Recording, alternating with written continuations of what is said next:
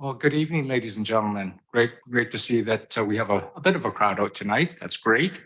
I'd like to call the regular council meeting for September 11th to order, 6:30. Firstly, I would like to respectfully acknowledge that we are gathered on the traditional territory of the Lekwungen-speaking people of the Esquimalt and Songhees nations, who have provided stewardship of these lands throughout the generations. May I have a mover and seconder to receive the near-term agenda and today's agenda of the regular council meeting be adopted as presented? Councillor Jordison and Councillor Grove seconds it.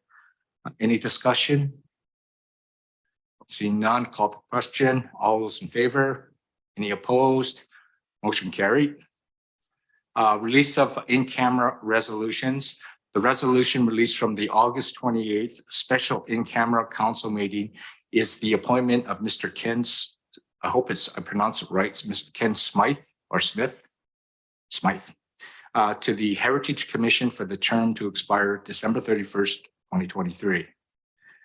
Mayor's message, I'd just like to thank the Arts and Culture Society and Parks Canada for organizing and hosting the Insight Festival at Fort Rod Hill this past weekend. I don't know if any of you got to go over and take a look. It was pretty darn good. I got to meet some visitors I had lunch with visitors from California and Washington State. That was pretty incredible. And they just fluked on it. They didn't know that the festival was happening, but they really enjoyed themselves.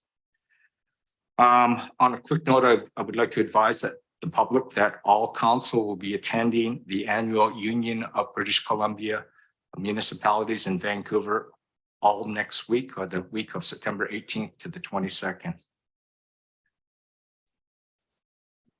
Okay, public participation. We have 3 submissions that are appended to the agenda, and we have 7 submissions that were received after the cutoff time and will be appended to the agenda tomorrow. Members of the public will now be given the opportunity to present their concerns or ask questions of council. Alternatively, you may wish to wait for the agenda item to be brought up and speak at that time. Is there anyone that wants to wait for that, or do they want to participate right now? Okay, so right now, okay, that's perfect. So you have 2 minutes, and if you could just identify who you are and where you live, over to you. Thank you.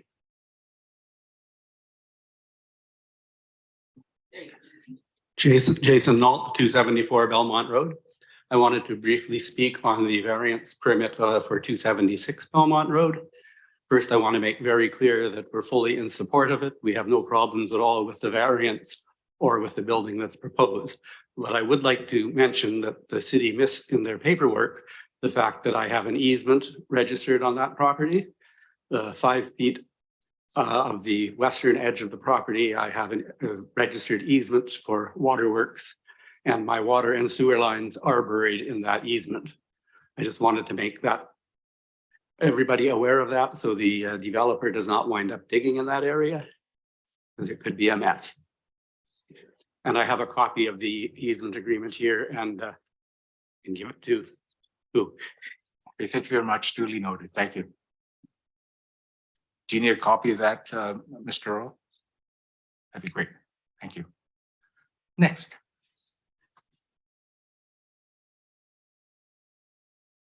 Actually, I just wanted to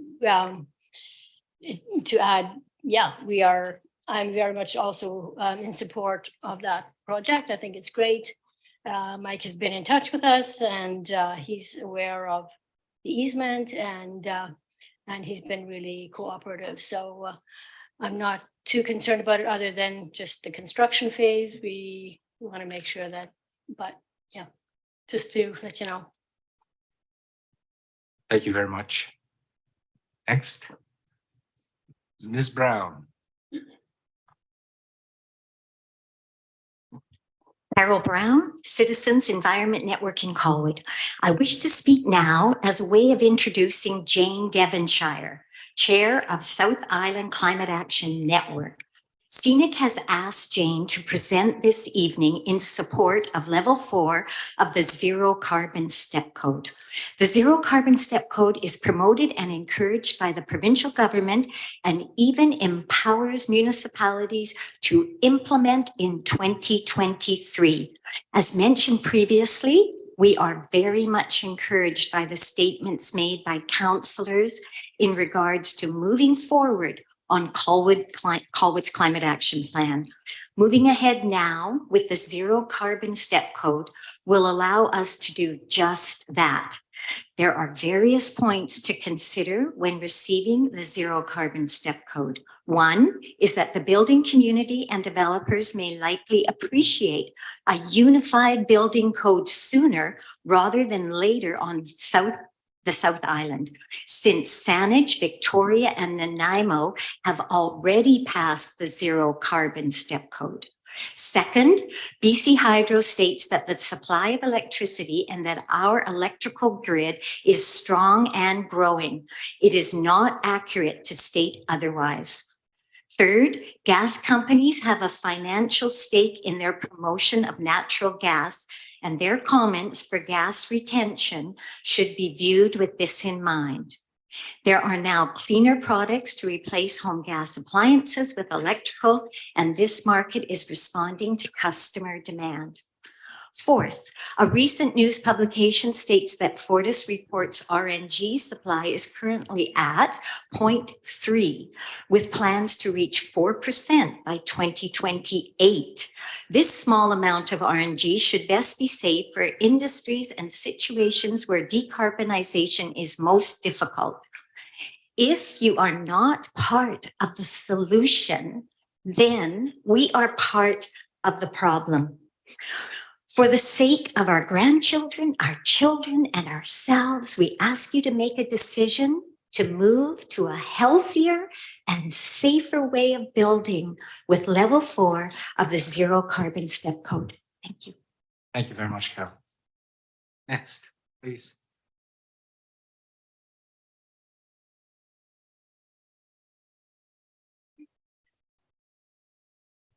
Erin Woodland, 524 Elevation Point Terrace. I'm also here to speak to accelerating climate solutions and racing to net zero. This summer broke every record on everything, everywhere. Heat, drought, wildfires, floods. We are clearly in a climate emergency, and an emergency requires bold, courageous, and rapid response. So bravo for endorsing the Colwood Climate Action Plan. And yes, communication is essential to the behavioral change required by all of us, citizens, consumers, business, industry, and government. We need system transformation, and that will require policy direction. The climate crisis is a fossil fuel crisis, as evidenced by research from the oil and gas industry itself over 50 years ago. And yet our emissions keep rising. Why? Despite the devastating toll we know fossil fuels take on people and the environment, our senior levels of government continue to subsidize them with our tax dollars. So just imagine if that money was redirected to municipalities to support the transition to renewable energy and protect biodiversity. The fossil fuel industry is working from the same playbook formerly used by the tobacco industry and spreading disinformation. LNG is not natural. RNG is not renewable. In Colwood, like most municipalities, the majority of emissions come from transportation and buildings, and we need to get gas out of both. The sooner, the better. As new homeowners, we felt blessed during the heat dome because our house had a heat pump, which also provided air conditioning. So we added one to our suite for the well-being of our tenant. We had to do a lot of electrical reconfiguration on a 2-year-old house. When our budget allows, we will discontinue gas and switch to induction for cooking. And if we had children at home right now, we would do it now, despite the cost, because of health implications. We shouldn't be retrofitting new building stock. There are enough older homes that we need to retrofit. 2 sentences. The transition to a carbon-free future is good news. It's an opportunity to create more affordable homes, more vibrant communities, healthier citizens, and it's the right thing to do. Delaying net zero to 2050 passes the problem to our kids and grandkids. And is that the legacy we want to leave? And if not now, when? And if not us, who? Thank you. Thank you very much. Next person, please. Hello, my name is Janet Ray. I'm a physician at the Medical Detox Unit in Victoria. I live in Saanich, and I'm also a member of CAPE, the Canadian Association of Physicians for the Environment. I appreciate that November 2022, Colwood Council voted unanimously to adopt the Low Carbon Step Code 3 or 5 for new homes. I'm here to advocate that Colwood Council expedites adopting a new, clearer guideline for new builds called the Zero Carbon Step Code and gets to emission level 4 known as zero carbon performance for new builds as soon as possible. Adopting this will improve the health of your constituents, the planet, and provide regional consistency for new builds. As we've heard, Victoria, Saanich, View Royal, and Nanaimo have all adopted this. Gas ranges are a very small fraction of overall gas use in the home, but they have a disproportionately large and severe negative health impact because gas stoves are not vented to the outside. Children that live in homes that have gas stoves have a 40% increased risk of asthma. Gas stoves release toxins, including nitrogen dioxide, formaldehyde, and benzene, even when not in use, and this also worsens adult lung function. Benzene is a known carcinogen. Elevated benzene levels can linger for 6 hours in a home after the stove is turned off. And even low doses of benzene are associated with increased risk of cancers like lymphoma and leukemia by damaging your bone marrow, and they can also cause birth defects. Renewable gas is still methane and would have all the same effects of use in the home. Many top chefs now recommend electric induction ranges as a superior alternative to gas. The hallmark of addiction is to continue to use a substance despite continued harms. Every day at Detox, I see people who are destroying their health with harmful substance use. We are no different if we continue to build infrastructure that locks in our dependency on fossil fuels, which are clearly causing harm to ourselves and the planet. I think it's time to start detoxing Colwood from unhealthy dependency on fossil fuels, and I invite you to visit the CAPE website, unnaturalgas.org, for more in-depth information. Thank you very much. Thank you very much. Next. You don't Judith need introduction, do you, Judith? Judith Collington, 3338 Acemink, and tonight with my scenic hat on. First off, thank you all for approving the climate action plan. It was a great discussion last week, and I was just so pleased to see everybody in support of it. I was also very encouraged when several of you talked about the plan is nice, but what's really needed is action. And with the presentation on the step code tonight, you have an opportunity for action to eliminate just one source of new carbon emissions in our homes. And I know that while action at the local level can feel very insignificant in this kind of big world with, wildfires producing carbon and all that individual action adds up. Individual action is important. Leadership is important. Colwood has been very good at climate leadership, and I really encourage you to continue. So I'm hoping that tonight, one of you might make following Ms. Devonshire's presentation, one of you might make a motion asking staff to bring back a report to a future agenda. Thank you very much. Thank you very much, Judith. Next. We have some people that have phoned in, do we? We have one person registered.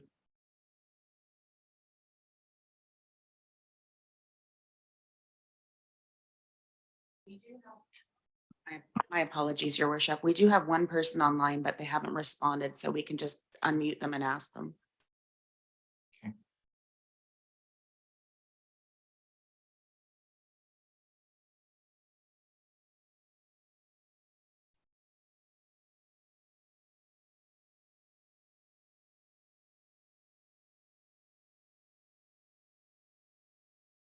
I believe they may have entered the meeting and then maybe wandered off or something.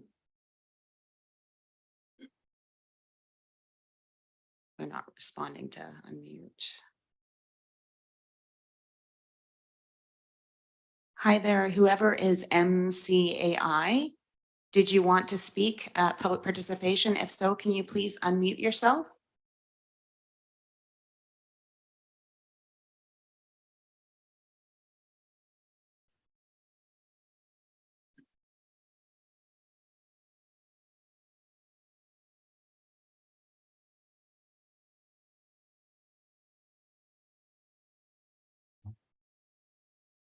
They've got their hand up. No. Oh.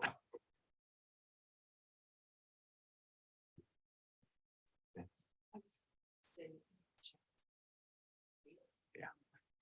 Yep. So is anyone else wishing to speak at this time? See none, I'm going to move forward here onto delegations. And I would like to welcome Ms. Jane Devinger, Chair of South Island Climate Action Network. And I guess you're joined with Carol again, right, on this? And they're going to be giving us a presentation on zero carbon step code. Ladies, you have 10 minutes. Thank you.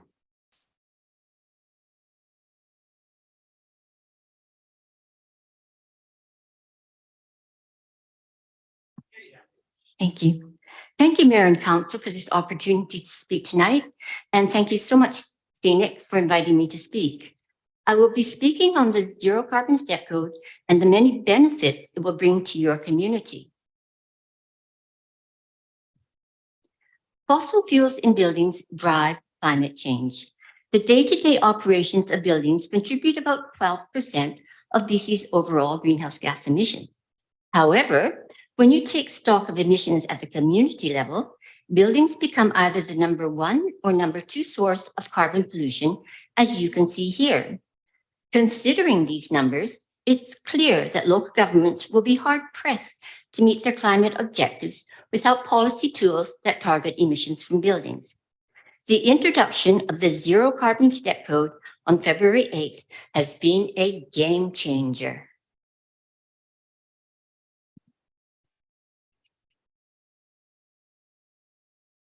So, what are the top residential sources of carbon pollution? Fossil fuel space and water heating equipment produce the majority of carbon pollution in buildings. Natural gas, space, and water heating contribute a whopping 98.6% of average building emissions. Just shy of 1 million BC households currently subscribe to natural gas services. Despite targets to reduce carbon pollution, building emissions across BC have actually climbed 1.2% between 2019 and 2020, the most recent of years tracked. And did you know that gas also leaks methane from multiple points along the route from extraction to the combustion endpoint in our homes? Did you know that 1.3% of the gas used in a stove is emitted as unburned methane, and that over 3/4 of methane emissions occur when a stove is turned off? Now, how many of us knew that?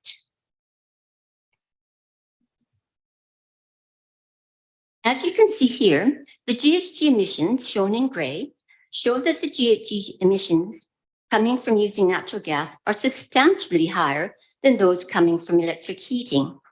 Even at the BC Energy Step Code 5, there's only about a 50% reduction in GHG. Please take note that the BC Energy Step Code only measures a building's efficiency and not the GHG emissions. The Zero Carbon Step Code, however, measures those nasty GHG emissions. There's a plethora of zero carbon equipment readily available now, along with the technicians and contractors needed to install and service them. While electric baseboard heaters are still widely used across the province, they are not energy efficient. As a result, many builders are now specifying air source electric heat pumps. And for colder climates, heat pumps are now built to work efficiently to conditions down to as low as -30 degrees Celsius. Furthermore, electric induction cooktops are quickly gaining popularity in the marketplace, as are the efficient electric hot water heaters. Zero carbon energy systems are also available for larger commercial, institutional, or residential MURBs, your multi-use residential buildings. So why is this technician bending over, you might ask? It is because he's trying to hear the heat pump. The newer ones are so quiet that they can only be heard when you are right in front of them. Not only do electric heat pumps heat a home in the winter, but most importantly, they also cool a home in the summer, which is a critical adaptation called for by the BC coroner after 619 people died in the heat dome of 2021. Another advantage of a properly installed electric heat pump is that they can substantially lower your energy bills over time, especially since the carbon tax is set to triple by 2030. So where did this zero carbon step code come from? In 2021, the province released its Clean BC roadmap. It included a commitment that all new buildings in the province must produce zero greenhouse gas pollution from their operations by 2030. In 2023, the province of BC entered the zero carbon step code into regulation as the pathway to get there. Local governments may now reference the zero carbon step code in their building bylaws. It offers them a powerful new tool to help them reach their climate emission targets, and by extension, helps the province meet its own greenhouse gas targets.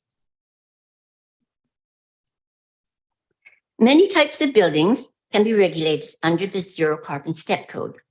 On the left here, you have your Part 9 or your simpler residential buildings. And on the right, you have your Part 3 or more complex buildings. Whoops. The zero carbon step code can use the prescriptive compliance approach, meaning that instead of asking a home builder to run a software simulation to calculate the proposed home's carbon emissions, the buildings can disclose the equipment they intend to install in their proposed project. There are 4 tiers. The first tier of emission, or emission level 1, is measure only. Tier 2, or emissions level 2, the moderate carbon performance, fossil fuel cooking and water heating allowed. Space heating must be zero carbon. Tier 3, or emission level 3, the strong carbon performance. Fossil fuel cooking allowed, but water and space heating must be zero carbon. Tier 4, or emission level 4, your gold standard, the zero carbon performance, no fossil fuels allowed. For cooking, water heating, and space heating, they must be zero carbon. There are many types of buildings that fall under the Part 3 of the BC Building Code. Under the zero carbon step code and the performance approach, this illustrates the values associated with each tier. These numbers represent the GHGI, or greenhouse gas intensity, which is the maximum allowable number of kilograms of CO2 emissions per square meter per year. Note that for Part 3 buildings such as these, only the GHGI metric may be used. On thin ice, the urgent call to adopt the zero carbon step code. The UN Secretary General, Antonio Guterres, said, "Humanity is on thin ice, and that ice is melting fast. Our world needs climate action on all fronts, everything, everywhere, all at once." Victoria and Saanich heeded that call and have expedited the timelines for implementing the zero carbon new builds. Industry agreed that we need to focus on reducing our GHG emissions quickly and is asking for a regional approach which will help provide more stability to the industry. Victoria and Saanich have demonstrated that the zero carbon step code at emission level 4 is doable. They will begin with phasing in Part 9 buildings as of November 1st, 2023. Many other municipalities are also starting to follow suit. They will remain at the Building Energy Step Code 3 until the Energy Step Codes move up later in accordance with the provincial timelines, currently set at Step Code 4 in 2027 and Step Code 5 in 2032. Here are some of the many benefits that the zero carbon new builds will bring. The zero carbon heating and cooling equals happy owners and happy renters. Carbon safe, resilient homes with electric heat pumps that will help save lives. Cleaner, healthier air that has filtered out that toxic forest fire smoke. Homes with built-in equity justice. Lower monthly energy bills. Higher home values. No expensive energy retrofits down the road. No added air conditioning costs.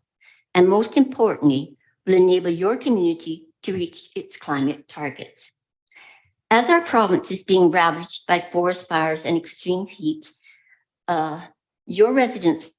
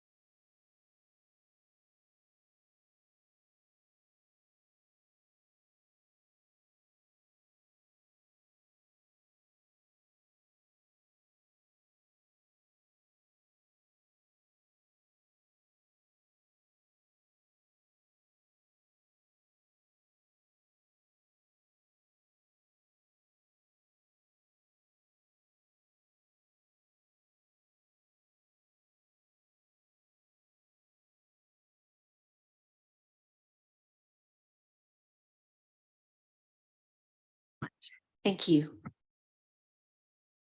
Any other questions for Jane? Seeing none, just wondering if any council, anyone in council would like to make a motion at this point in time. If not, I will make the motion. I'd like to make the motion to have to send this to staff right now to have this investigation report back to council.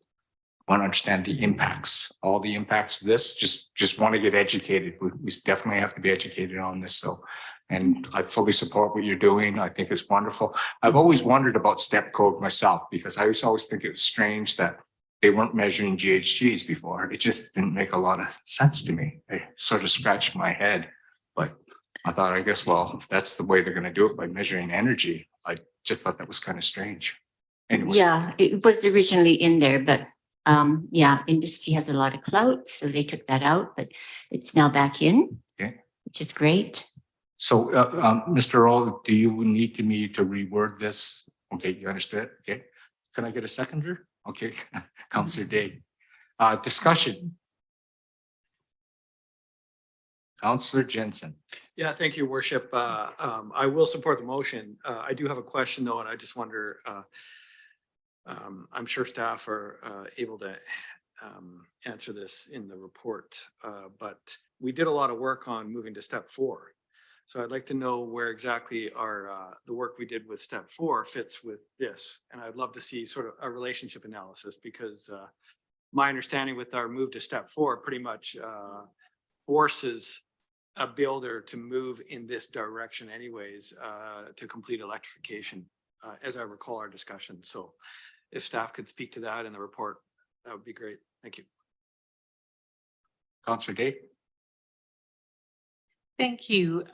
Just when the staff report comes back, I think it's important that we talk about those areas of Colwood that may require retrofitting and whether or not they do, just for the clarity of our residents, because many of our newer buildings will have that question top of mind. Councillor Ward. I think Councillor Day kind of stole my thunder on that one.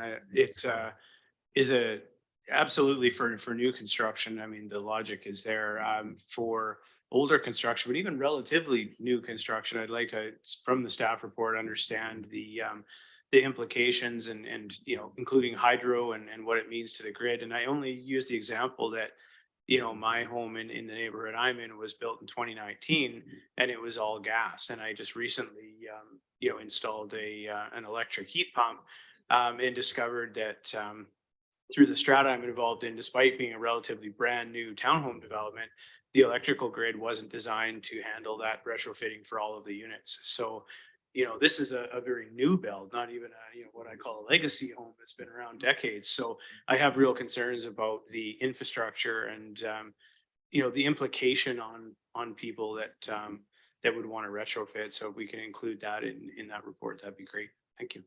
Thank you very much, Councillor Ward. Councillor Grove. Thank you, Mr. Mayor. I'm looking forward to seeing how the passive house standard fits into this report. Thank you very much.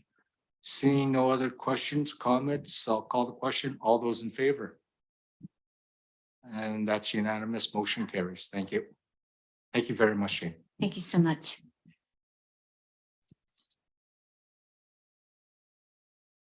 Okay, we're on to new business. 7.1 Accessible British Columbia Act. Are you going to introduce this, our corporate officer?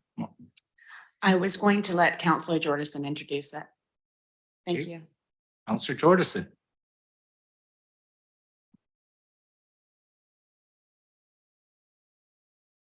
Would you like me to read through this full motion or? I don't think that's necessary to read the full motion. I'd love for you to discuss it, and I think there's been an amendment to it too that you've Yeah, submitted. so that's my question. So should we just, this motion is on the floor, yeah, put the motion forward and then have it seconded and discuss it and then go from there? That's probably a good way of doing this. So I'd just like to motivate or move the motion to put this, Okay, second, Councillor Olson. okay. Discussion. I'll let you. Okay, so I promise not to take up too much of your time.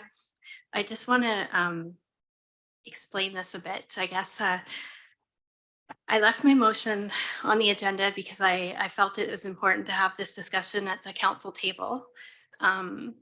However, I can no longer support this motion, this particular motion, and I'd like to propose a new motion. But before I do that, I just want to give a little bit of background to this briefly. I am the rep for Colwood that sits on IACTI, and I want to first say that I do believe in what IACTI does and what it's all about, and I'd like to express my gratitude for all that IACTI has done within our respective communities. And because of this, I believe strongly in advocating for IACTI. And I've been trying to bridge the divide between the corporate officer staff group and IACTI since I became aware of the situation. I truly believe there's room for everybody. Just to give some explanation, the corporate officers, they've apologized to IACTI for not originally consulting them when developing the terms of reference. But to be fair, this is routinely a city staff function, which it has been for all other city committees. I think what we need to recognize is that the corporate officers are ultimately responsible to ensure that the requirements of the Act are in place and that the deadlines are met. Unfortunately, currently, IACTI's terms of reference don't meet the standard municipal committee terms of reference. And in order for IACTI to meet those requirements, they would need to meld and mold into a committee that is limited in what they can and can't do. And the committee would essentially lose its autonomy. Unfortunately, this isn't negotiable because local governments are bound by legislation, bylaws, and acts that determine how committees are structured. IACTI shouldn't have to give up the fundamentals of what they believe their committee is all about. The first time this came to council was on March 27th, and at that time, the corporate officer staff group were not proposing to be the formed committee as they are now. They were proposing to advertise for community citizen representatives, and quite frankly, I feel strongly that this is the way forward.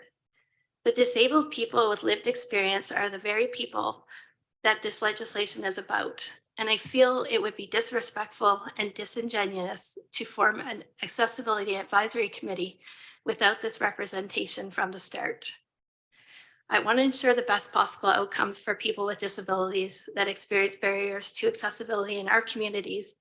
And this is why they need to have a voice at the table. I would also welcome and encourage IACTI members to apply to be on this committee.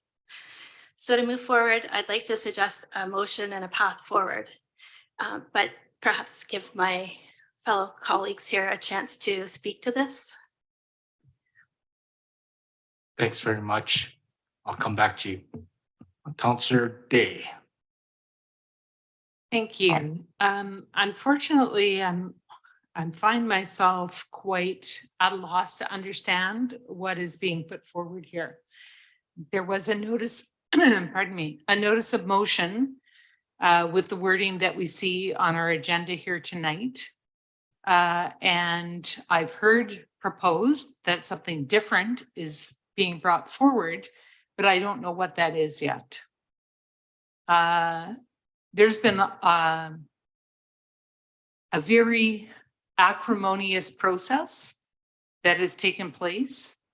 And unfortunately, there are some members who have been consulting with IACTI for quite some time who are working towards ensuring that people with disabilities are consulted fully and from the beginning. And yet that is not what has happened. IACTI has existed for 30 years.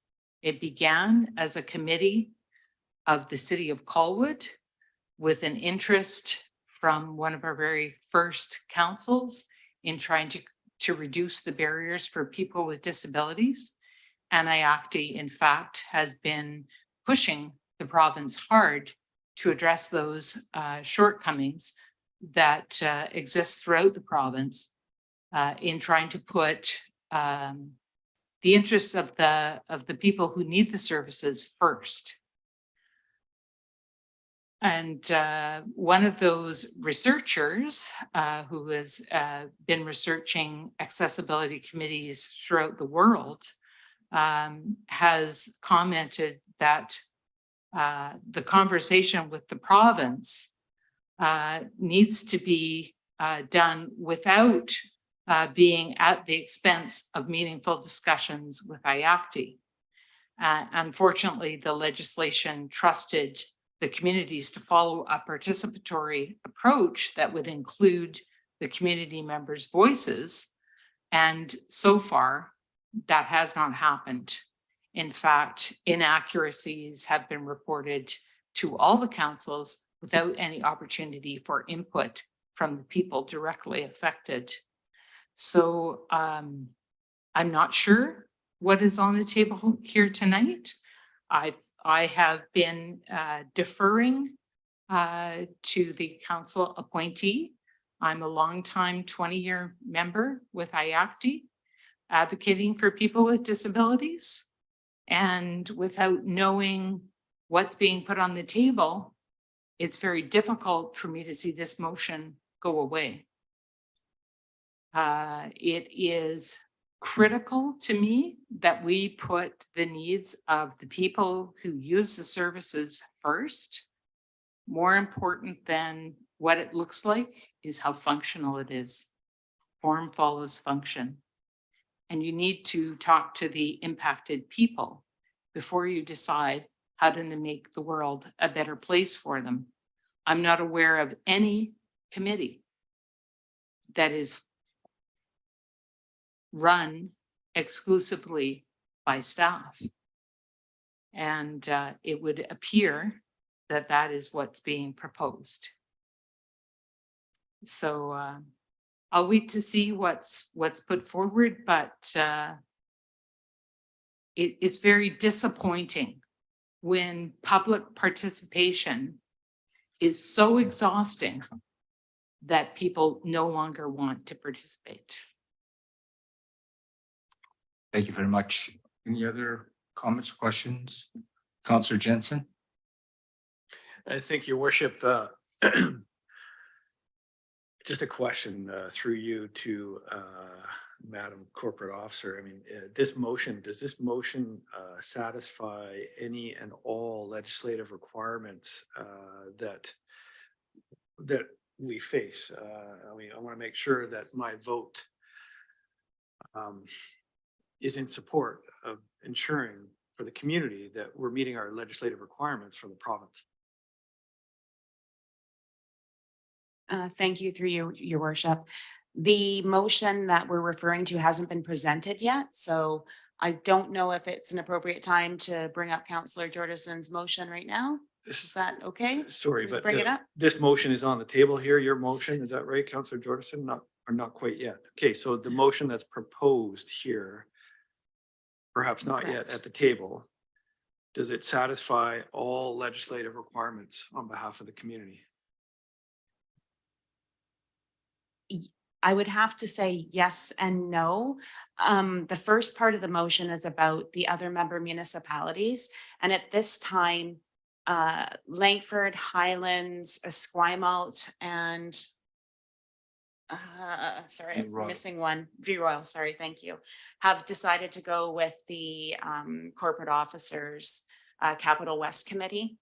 And it's being decided at Souk tonight, and Machosen has gone with IACTI as being their committee. So that is formed in part of that motion. So that's the only thing that's a little bit of a difference, is that the other municipalities have come to a decision and have made motions. And I don't know what that would mean if we pass the motion saying that we were going to change the process.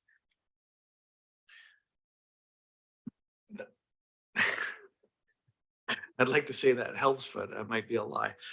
Thank you, Your Worship. Thank you. Councillor Ward? Thank you, Mr. Mayor.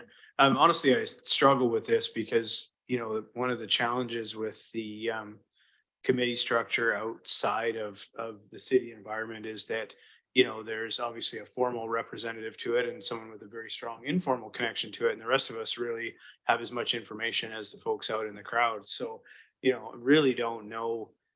It becomes a whataboutism, who said what and why. You know, my understanding, I've heard that, you know, there was some resistance to new terms of reference. The information coming back the other way from IACTI is that that's not the case.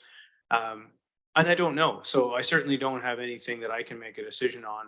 I do know, though, that as somebody who with a personal interest in this, my mother has multiple sclerosis and is one of the founding members of the Accessibility Disability Committee in the Comox Valley, that you need people with, you know, the lived experience. You need people who go through it, who, you know, who experience this every day. This is their life. This is what they know. You can't, there's no substitute for that. You don't hire a staff member that can simulate that. So regardless of the outcome, you know, on this one, I don't purport to be an expert on the politics behind it, but regardless of the outcome, whatever the decision is by all of the member communities, it needs to have people with that lived experience. You know, and those include the folks in IACTI. There's a reason why that committee was formed and why they're there. So if we sign on to a committee that doesn't have those people involved, then I think we're doing a great disservice to those folks, you know, throughout the West Shore. So for me, it's personal. I don't understand the politics of it, but I understand the human side of it, and it's a little frustrating. Thank you. Thank you very much. Before I go to you, Councillor Jordison, I'm just going to pipe in here. So I think there might be some confusion out there. This is how I understand what the situation is. And I'm going to try to do the Cole's Notes version of it right now as best I can to explain this. So when this legislation first came in, the corporate officers got together and decided how they were going to tackle this. They came up with this idea so that they would meet all the requirements and prerequisites and requisites of legislation, and they had themselves as the committee.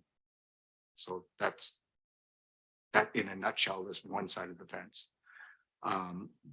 Then some of the mayors piped in because I thought, well, this is kind of strange. Why aren't the people with the disabilities not involved in this? You can't throw away 30 years of experience of IACTI, you know. So is it possible that they could be the committee? But they have to change their terms of reference so it meets the government regulations. So I thought we were merrily going along our way there. And in fact, one of my counterparts, Mayor Little of Machosen, said, you know, she with all the mayors of West Shore, we all went, yep, great plan. Can you make that happen? And she says, yeah, I will absolutely happen, because she looks after, well, she's involved with IACTI. So we were going along our merry way, and then something happened. I don't know, lots of acrimony, as was stated. And so I guess where I am, my bottom line is I says, well, maybe there's a compromise. To me, why can't there be, you know, equal number of people with disabilities on the committee? We have the IACTI people, and then we have a representative from each of the governments, you know, of each of the municipalities. I thought to me, that's a great compromise. Now, someone might say the committee's too big, but you know, we have 18 people. When I used to sit on as a trustee at the Greater Victoria Public Library, and it worked extremely well. Citizen reps and government reps, and it worked exceptionally well. So that's where my head was. And so I don't know. I think I talked to Councillor Jordison about this, and so I don't know what her amendment is, but I know right now in its current form, I couldn't support it. I can tell you that right now, I just could not support this. So I'm gonna, at this point in time, so I hope I put this in context for the public so they understand what's going on here. That's the easiest way to that I could explain this. And hopefully I didn't botch that one up. Councillor Jordison, please.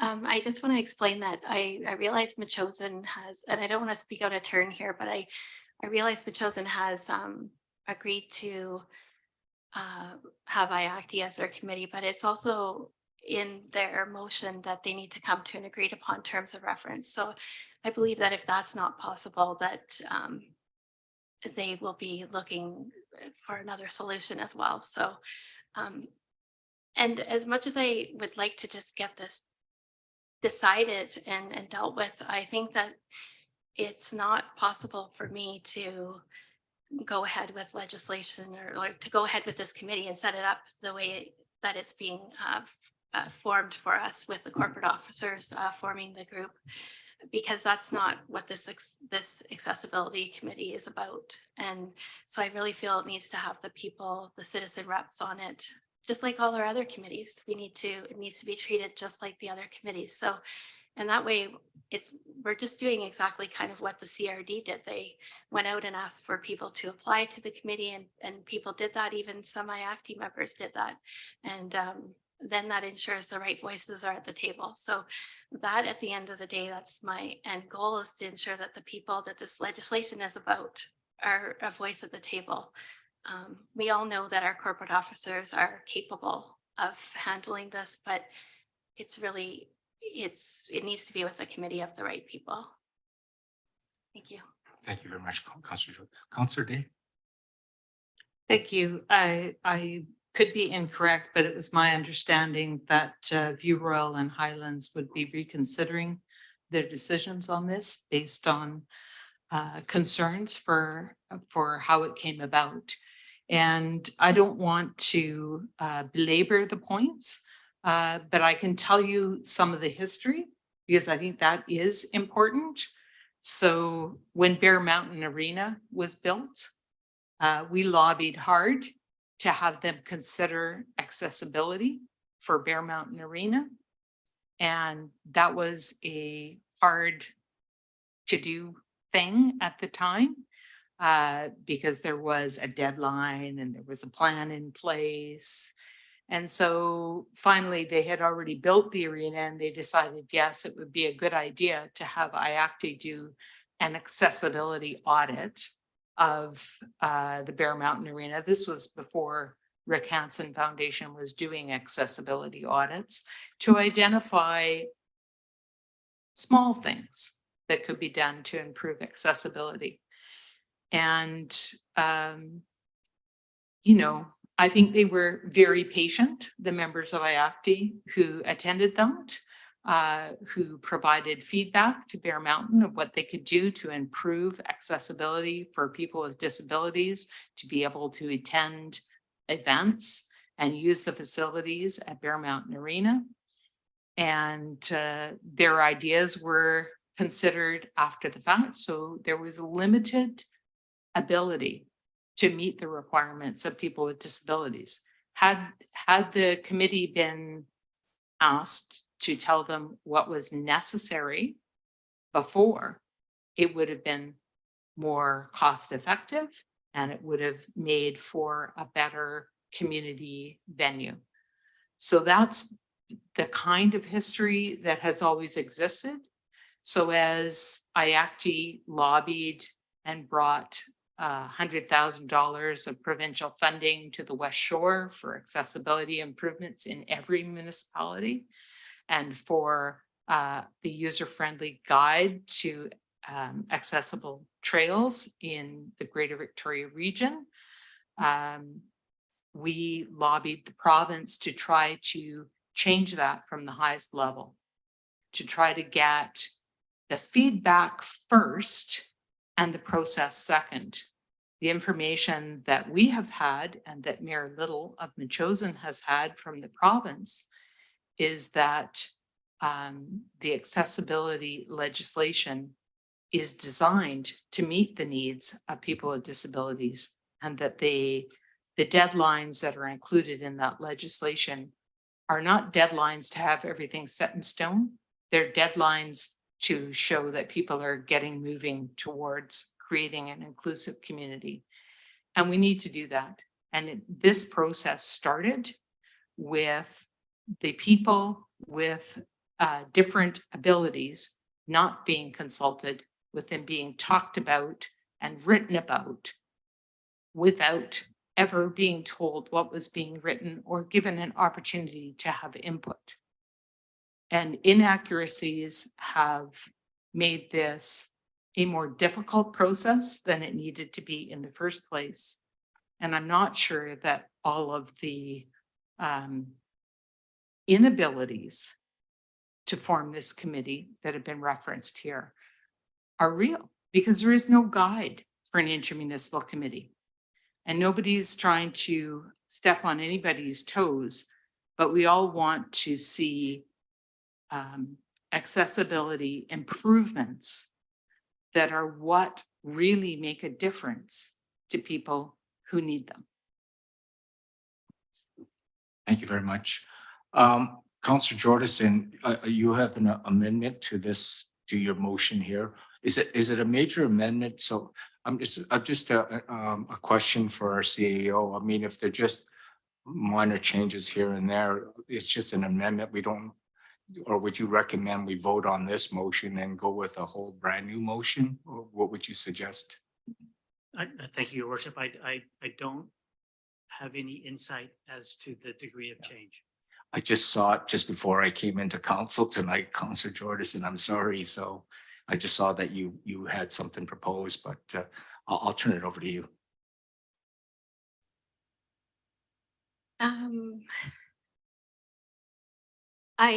It's not, there's a few different, it might be cleaner to let the original motion die and this one be the one that I'm proposing. This is, to me, this is the one that is, the first one was about IACTI being the committee.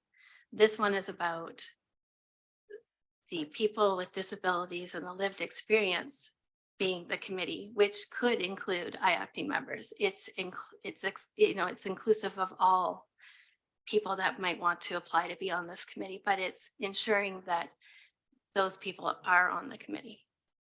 Okay, so do you have a copy? I think, did you just propose something just before the meeting? Oh. This is it on the. Sure, absolutely. Councillor Day, point of order. Thank you. So my point of order is that the motion that was included with the agenda came with a notice of motion. Yes. I have not seen this motion before this minute here tonight. Okay. So I would like there to be time before I am asked to determine if this is the motion that should go forward. I'm happy to adjust the original motion if that's necessary.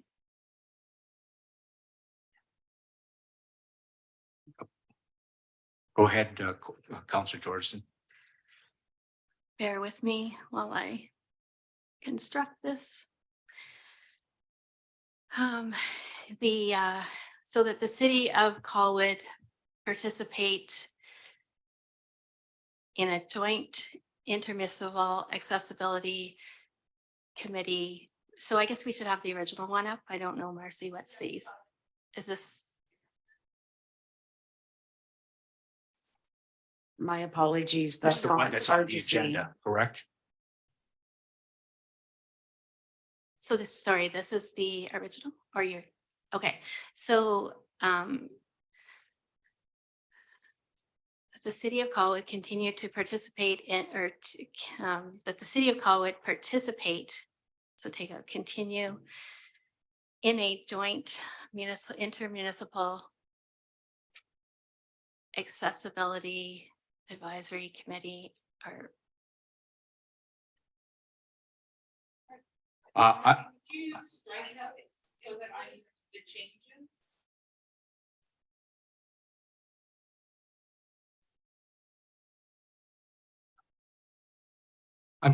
this is what I'm going to do right now. This is, I'm even starting to get confused. Actually, it's pretty easy to get me confused. But what I think, I believe this can wait. And I think I'm going to have to go with your suggestion that, because I haven't had a chance to review your amendment yet. Sorry, I got it. I picked it up just before I came into chambers tonight. So I think it's, I haven't compared them, so it's hard we're doing this on the fly and I just don't want to make mistakes here. It's very important that we understand what we're dealing with here. Not unless you can summarize it very quickly, what the big differences between your original motion and your amended motion. Respectfully, Mayor Kobayashi, I think I've been trying to do that the whole time here. Okay. What I'm saying is that the original motion was to have IACTI as the committee. We have not been able to come to a agreed upon terms of reference with IACTI. So the motion that the corporate officers and the staff report has before us is either this motion or theirs. And theirs is to form a committee without people with disabilities and lived experience that the committee should be about. And it's them taking on the committee. So what I'm suggesting is that we take IACTI out of it, we take the staff out of it, and we go out to, by advertisement, to put the right people on this committee. We set it up like we set up all our other committees, and we start doing the work. And the corporate officers work, like, do the, assist the committee like they normally assist all the committees, and that we form the committee like we form all other committees. And that IACTI is welcome and, encouraged to apply to be on this committee, just as the CRD went out to get members on their committee. So that's the only real difference here. The one other thing that I added in here was that the other thing that seemed to be a bit of disjointed was how the plan was going to be started, or how they were going to tackle the plan. So I put in here that the Disability Alliance, actually it's on this one, the Disability Alliance BC has a framework developed, and we can just follow that framework. And it's actually the same framework I think that the corporate officers were going to follow.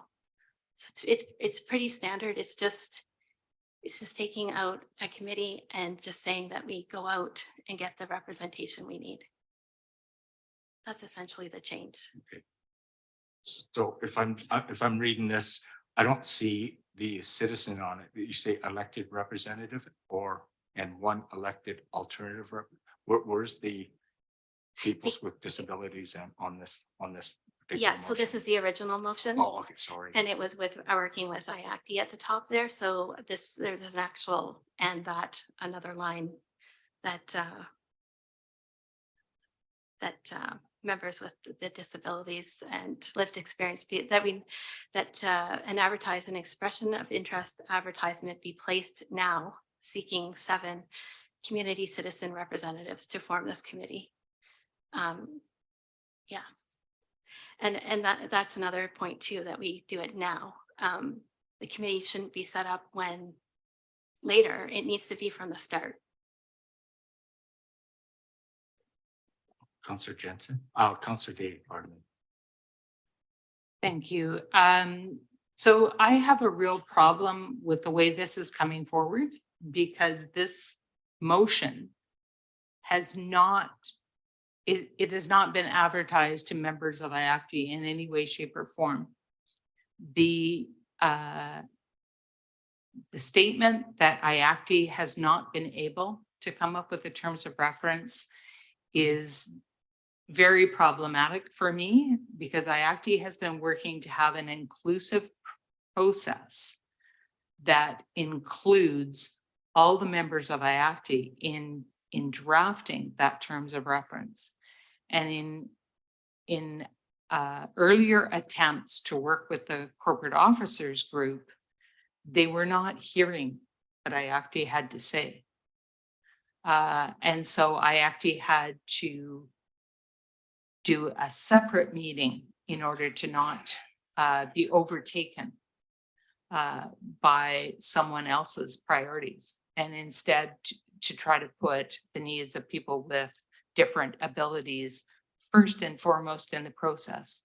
And unfortunately, by having a motion come to council with no notice of motion and without any information being provided to those members, they are unable to comment on how this affects them. So for me, that makes this something that is very difficult to support. Because we are again giving them a second place instead of first place. And I very much want to put them at the top of my list, not at the bottom. Yeah, okay. Councillor, I don't disagree with what you're saying, Councillor Day, but it's highly unusual for an outside of the municipality committee to make a motion. Like that's our staff functions, and they should be working with, you know, with councillors or and of course IACB in this case. Right. So I don't disagree, but I guess the way you worded it, I sort of think it's wrong that they're first and that they're the ones that proposed the motion. I don't think that's correct. Right. Oh, that's not a problem. Councillor Jensen. Thank you, Your Worship. I've resisted to this point, but I'm going to suggest that this feels like it's entirely out of order in the sense that this motion before us tonight on paper was proposed a couple of weeks ago. It percolated. We had a chance to digest it, speak with people, speak with our constituents, whomever, consult with each other to bring us here to tonight. And I just wonder, first off, I mean, we're left with a motion floating in thin air here that's on our agenda. And I would be far more comfortable if that was either withdrawn or dealt with before we embarked on something else altogether, because I'm finding a lot of this quite problematic, and quite frankly, because I'm as confused or more than yourself, Your Worship, I'm going to support none of this up till now. Anything I've heard up till now, I can't get behind just because I'm confused.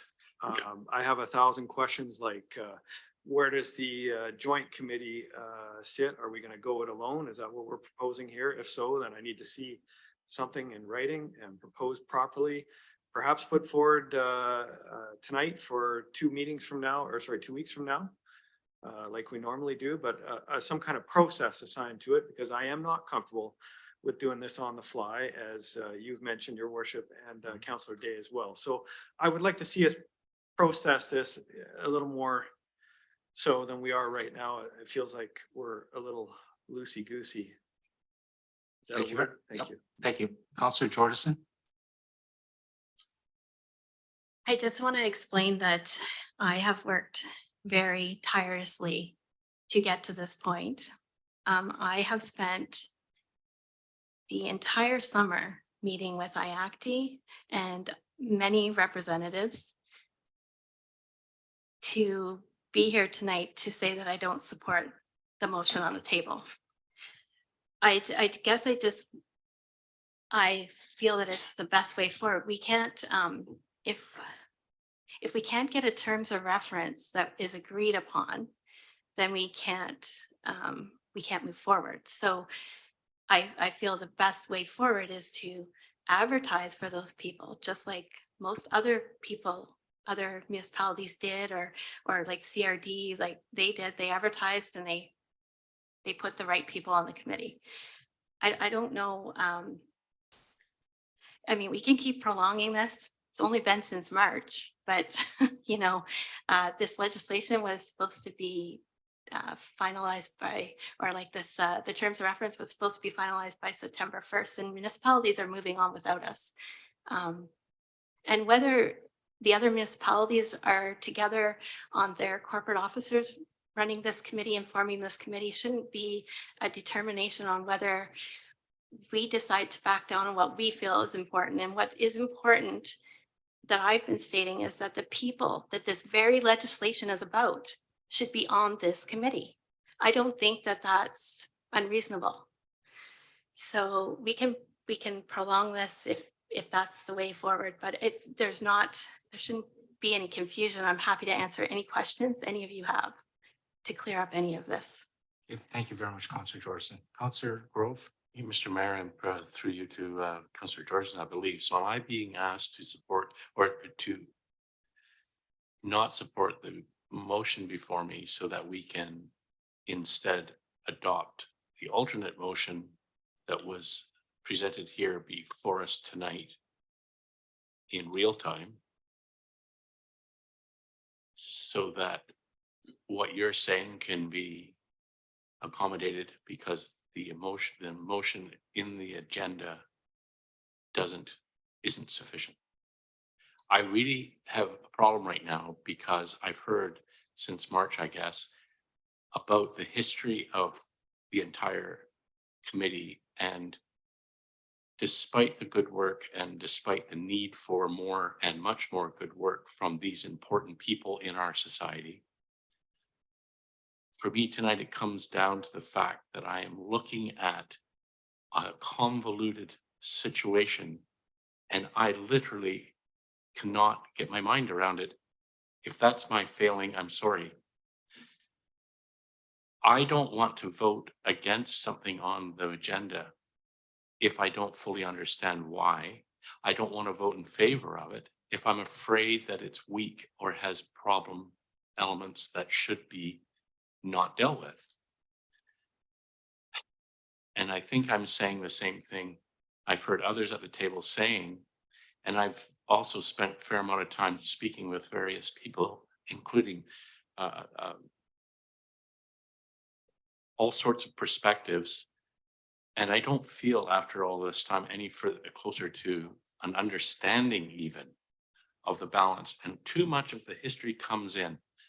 I think that myself personally, I'd love to see IACTI rebuilt, or whatever it is we need. I'm not even sure what we need with IACTI to make it right now.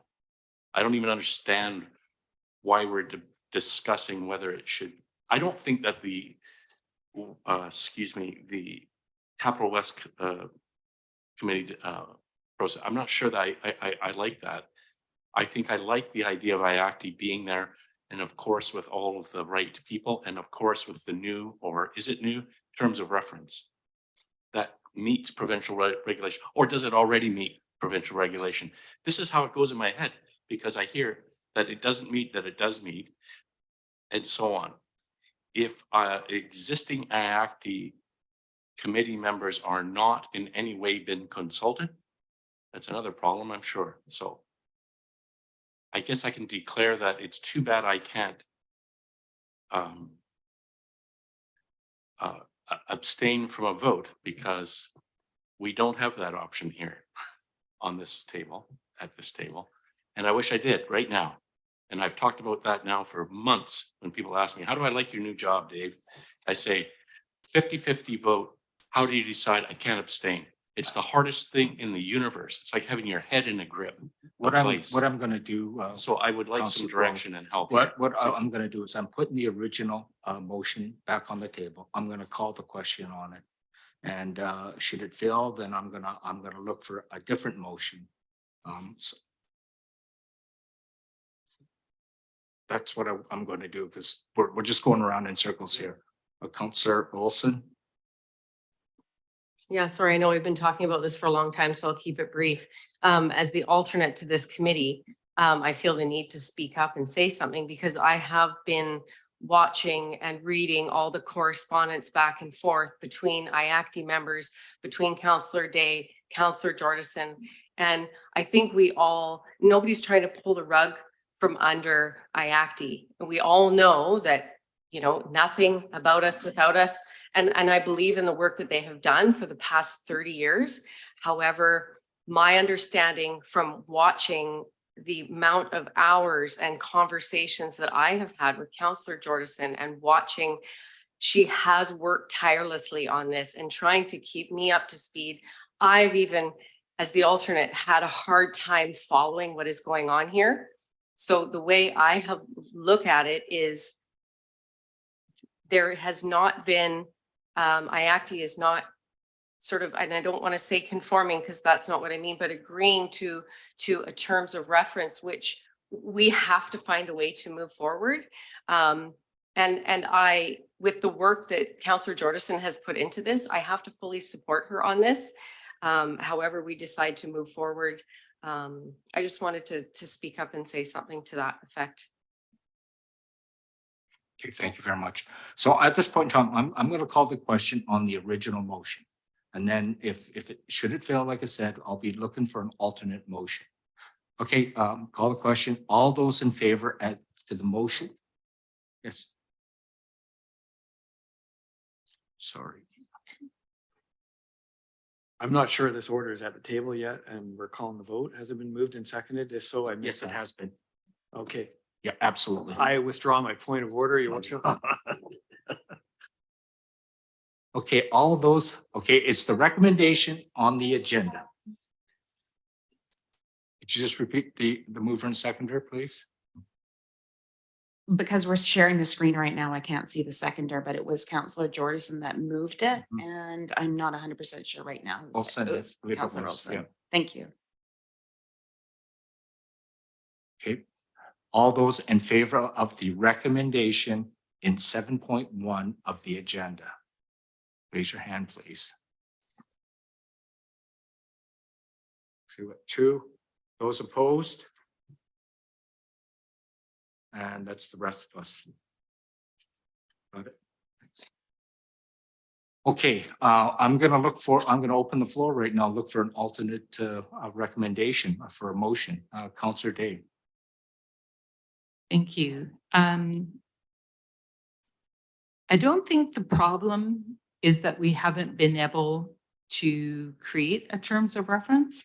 The problem is that different people have different ideas about what needs to be in the terms of reference. And I've tried to look that up.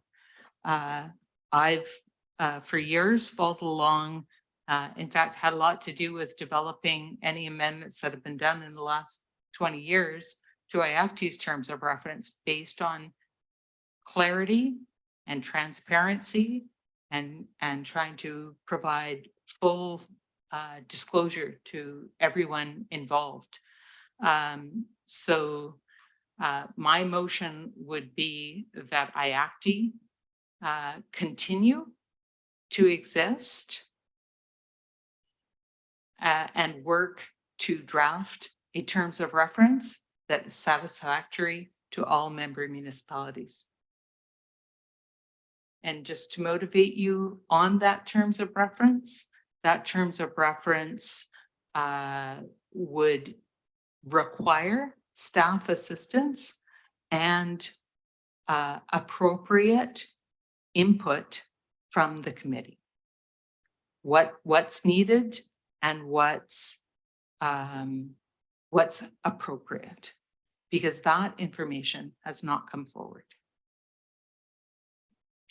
Did you get that? Can you put that motion up on the screen potentially?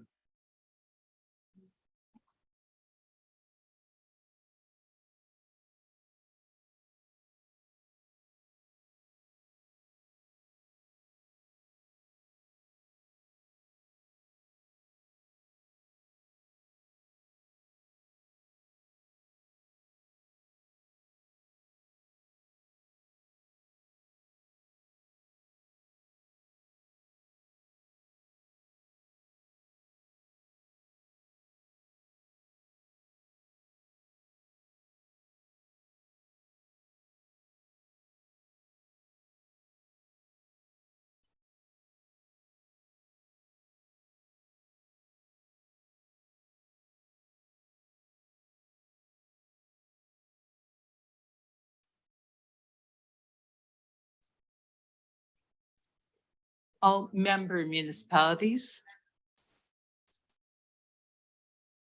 And you missed that IACT continue to exist. No, after that IACT should be continue to exist.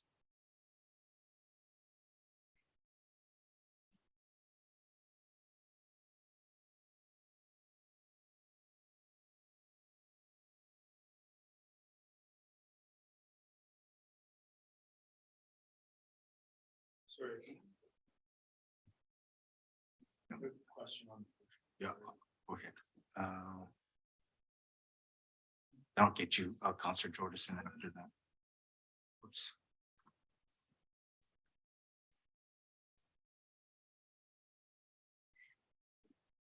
Sorry, I think it's on now. Sorry. I just had a question on the wording, Councillor Day.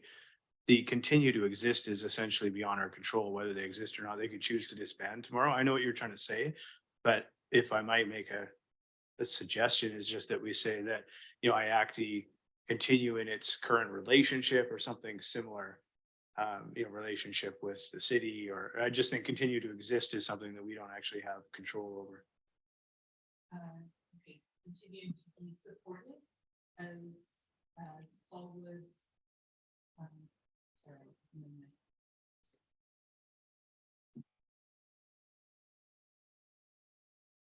To be Colwood's voice for the disabled.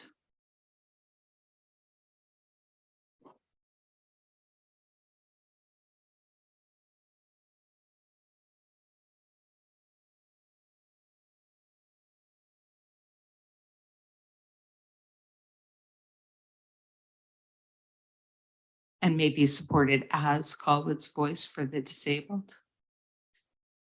To be supported as instead of for.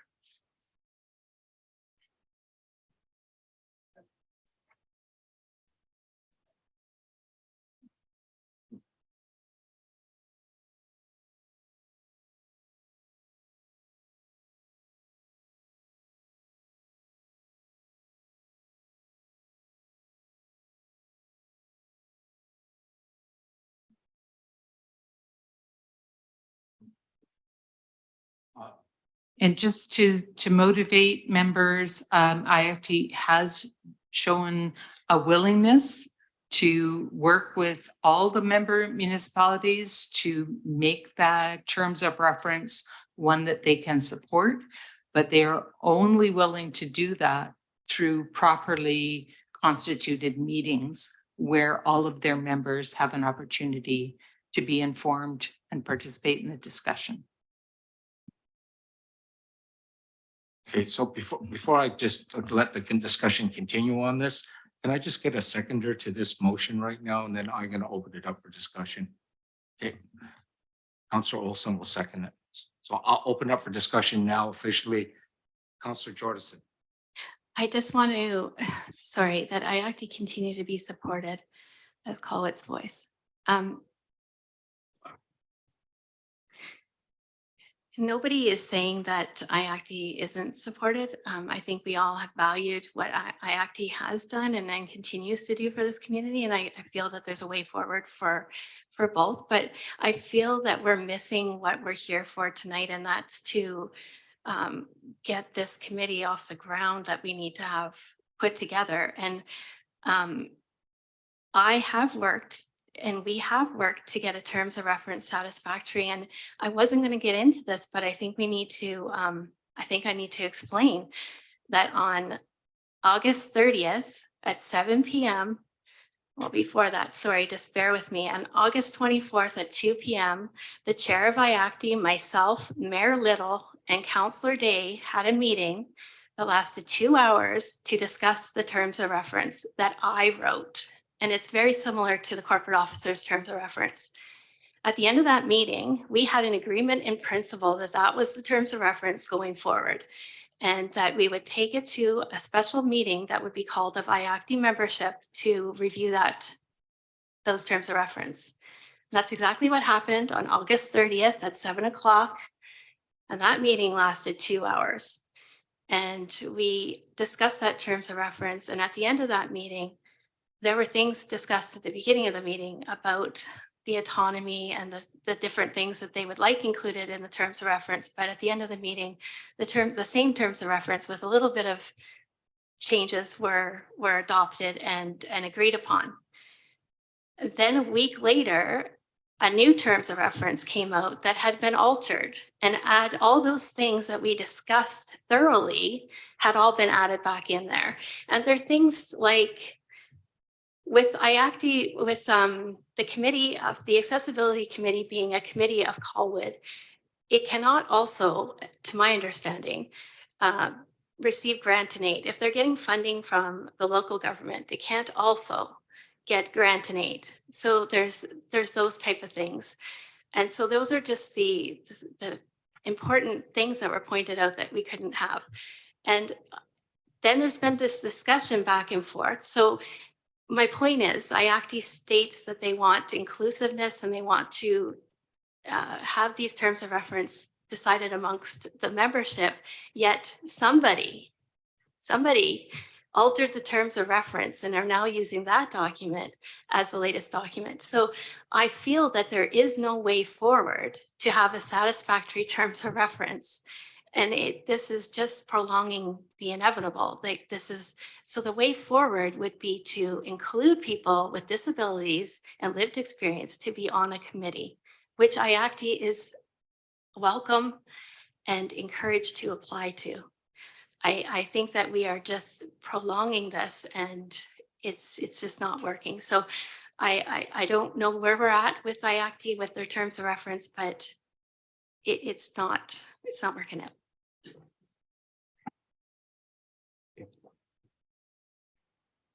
Councillor Day. Thank you. I guess at absolutely not a single one of the meetings that we've had so far has anybody looked at IACTI's current terms of reference with a view to what they think needs to be changed or why.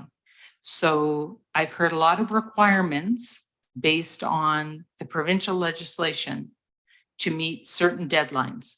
The information that I've had specifically, and Mayor Little has had specifically from the province on those deadlines, is that the most important part is not about the terms of reference.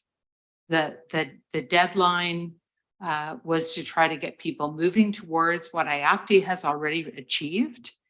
And IACTI does have a terms of reference that was approved by Colwood Council and that was approved by every other council that's a member, including Langford, Metchosin, Highlands, and Souk.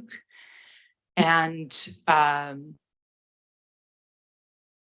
perhaps what this new legislation that we advocated for has come along, and somehow we've decided that we need to throw everything we've already been doing away and start fresh.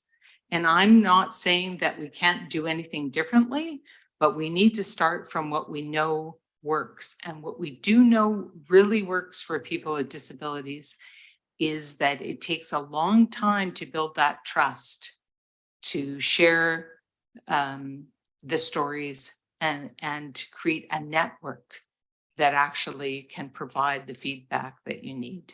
So I'm very frustrated because there has been very little real information about what the terms of reference needs or doesn't need, or what the rules are. I can read the act, I can see what's there. I know how IACTI has been able to achieve a very multifaceted perspective. And I'm looking to save the best parts of IACTI.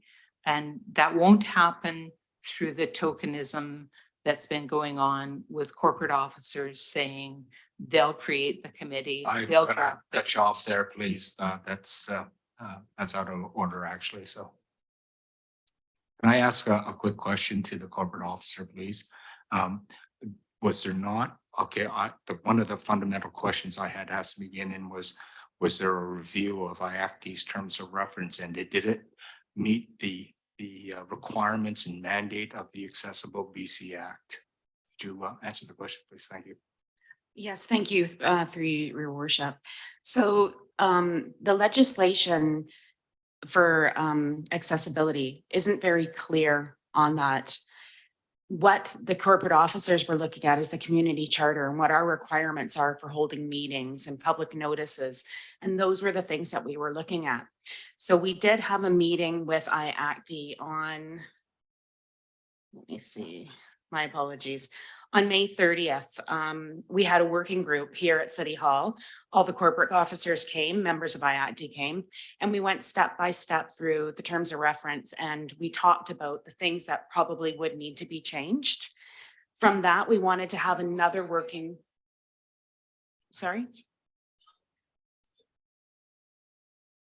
We did talk about IACD's term of reference and what things weren't applicable to it. So we did go through that, and we asked to set up another meeting. We asked that no decisions be made at that meeting, that we have another discussion. We set up another meeting, and from that it got canceled. And we did put a request in to try and reestablish it, and we hadn't heard back. So we didn't have a confirmation to move forward on that point. So if I'm just trying to get my head around this right now. So it almost sounds like what IACD does, it's not a matter of what is not against the legislation. It sounds more procedural on the community charter, correct? Is that? That's just want to make correct. sure I understand that. So an example is in their terms of reference, they have the authority to spend funds. That doesn't happen typically with most of our committees that have citizen members on it. So those were the types of things we were discussing. We didn't get past that point because we didn't get to meet again. But when we did have that meeting with them through Colwood's motion, we had it that we approach IACD and look at them to help form the foundation of this committee. And that's what we were trying to do. Okay, thank you very much. Councillor Ward. Thank you, Mr. Mayor. I'd like to just go back to the previous comments from Councillor Jordison. You know, those have an impact on me, I think, because there's I have no reason to not take that at face value because some of the names there, I understand Mayor Machosen was referenced, the executive IACD, Councillor Day. So there's enough people there that there would be witnesses to that event to corroborate that.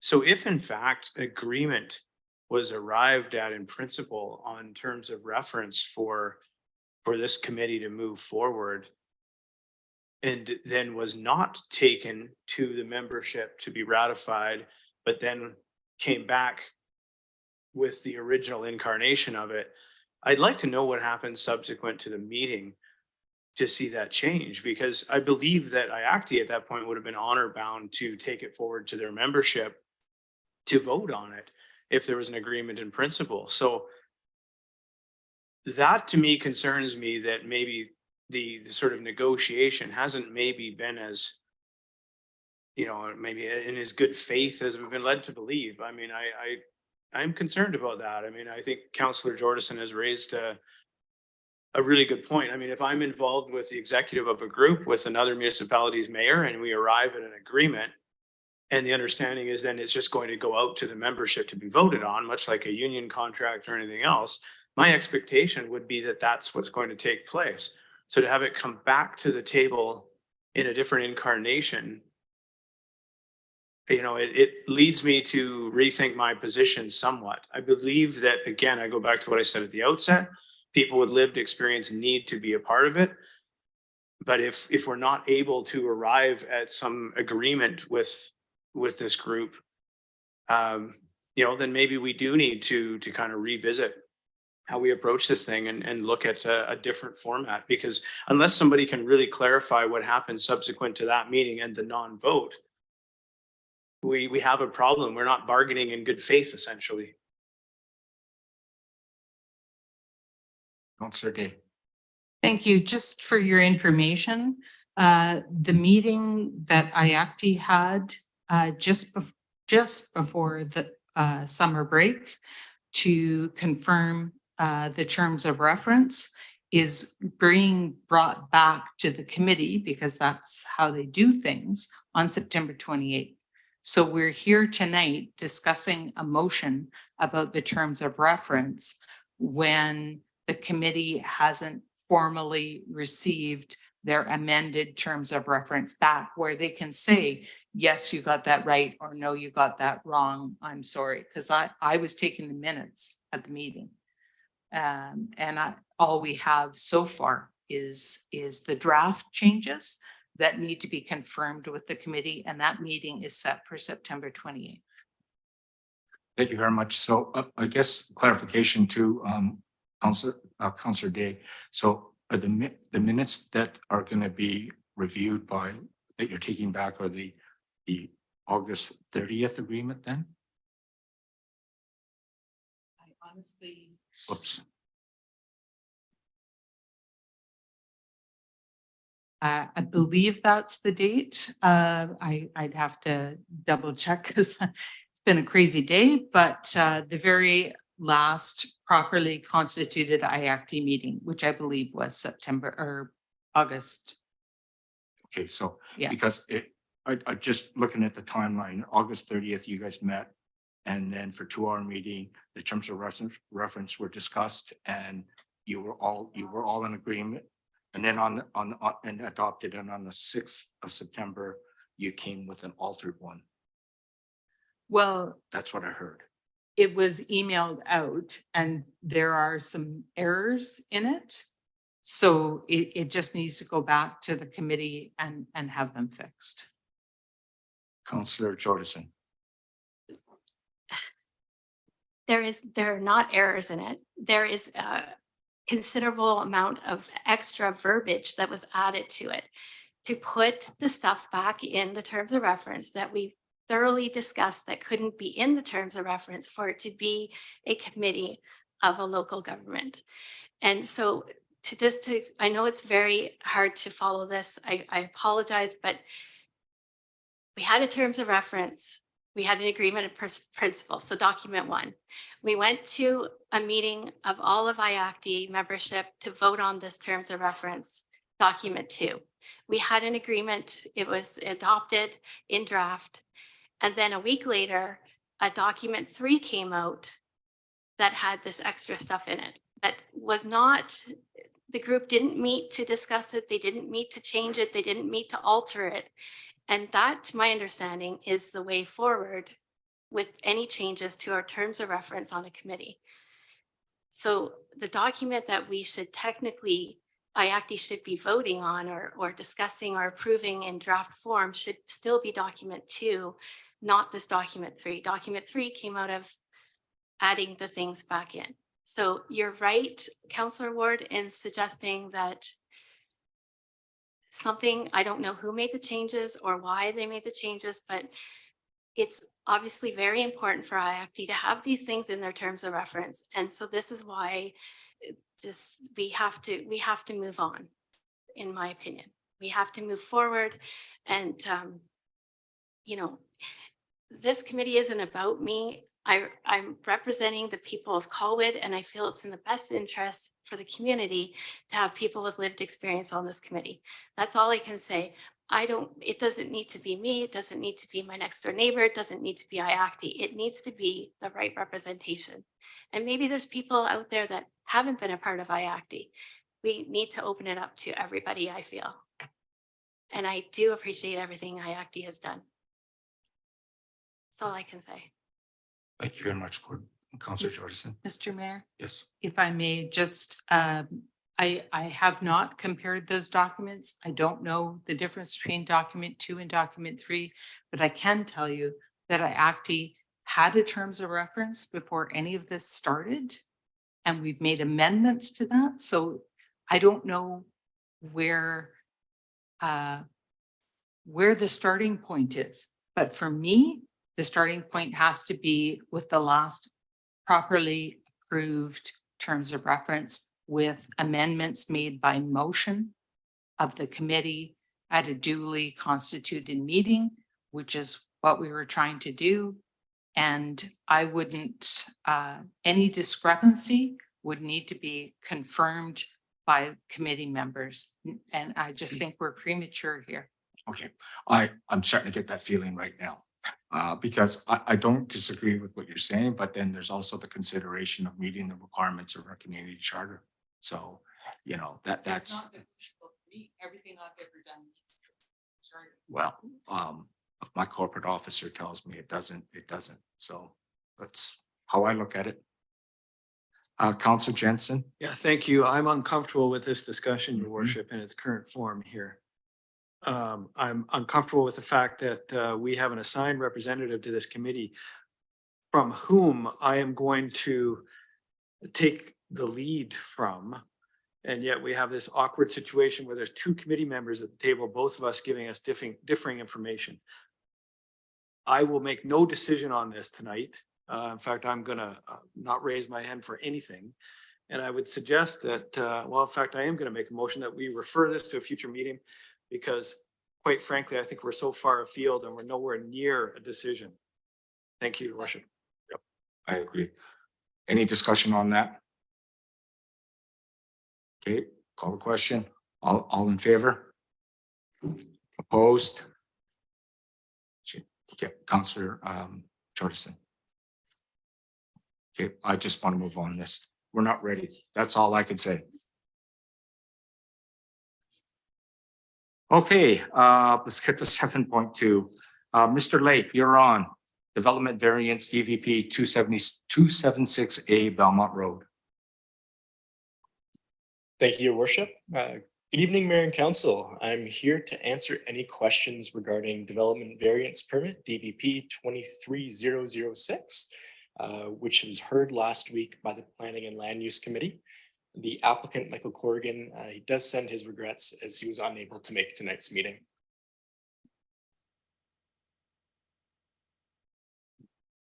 Councillor Ward.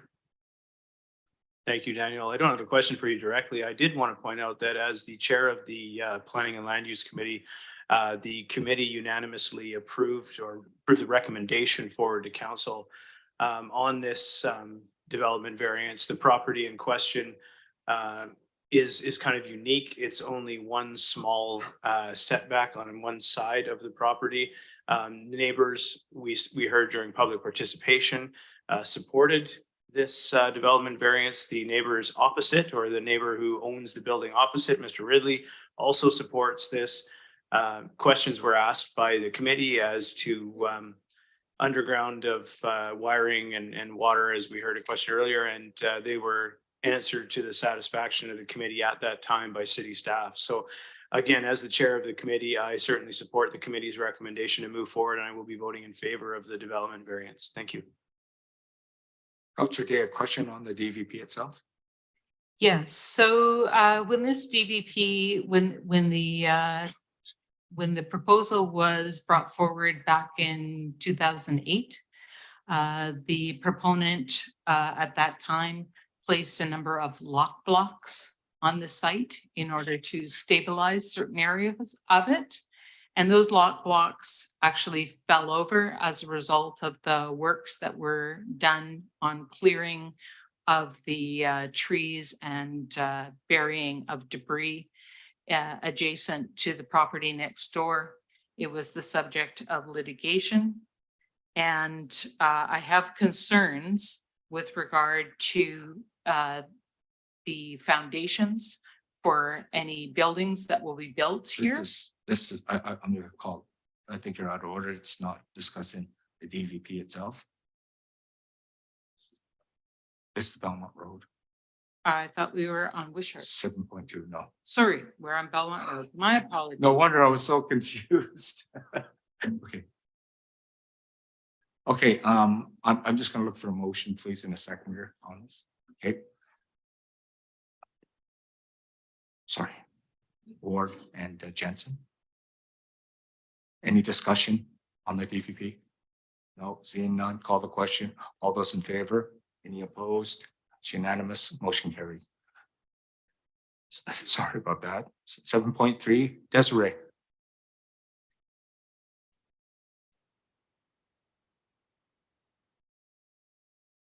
That does not look like Desiree. That looks more like a Yasmin.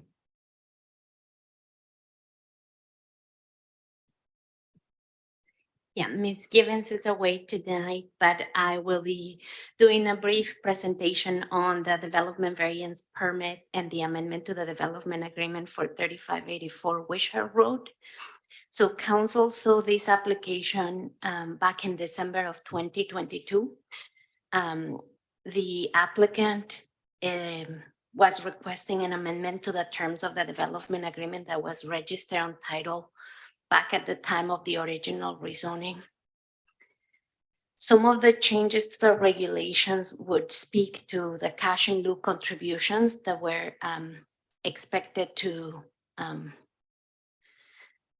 pay for the relocation and restoration of Latoria Creek, as well as a few other amendments that are listed and outlined in the staff recommendation. The applicant is also seeking approval of a development variance permit to increase the height of a retaining wall from the maximum 1.2 meters to 1.5 meters. So that's about a foot higher of a retaining wall than we would normally permit under the bylaw.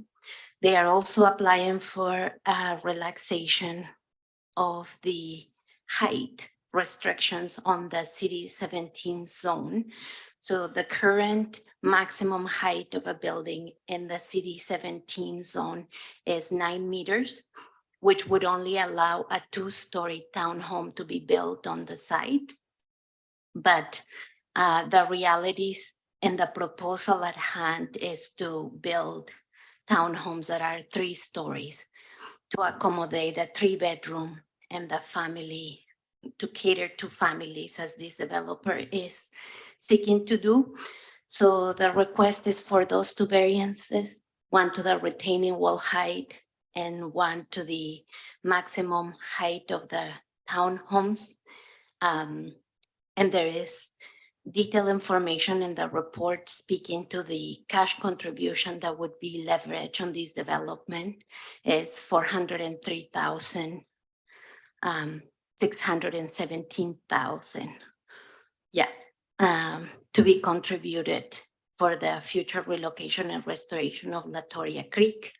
Back in December of 2022, we had come to council with an outdated cost estimate of what those works would require. And we've spent, and by we, I mean the engineering department has spent the better part of 8 months negotiating and working with a qualified environmental professional and the applicant to better assess the cost of the work. So we feel like we've landed in a place that it adequately values the relocation and the restoration. Okay, thank you. Just a quick question before I open up the council for questions.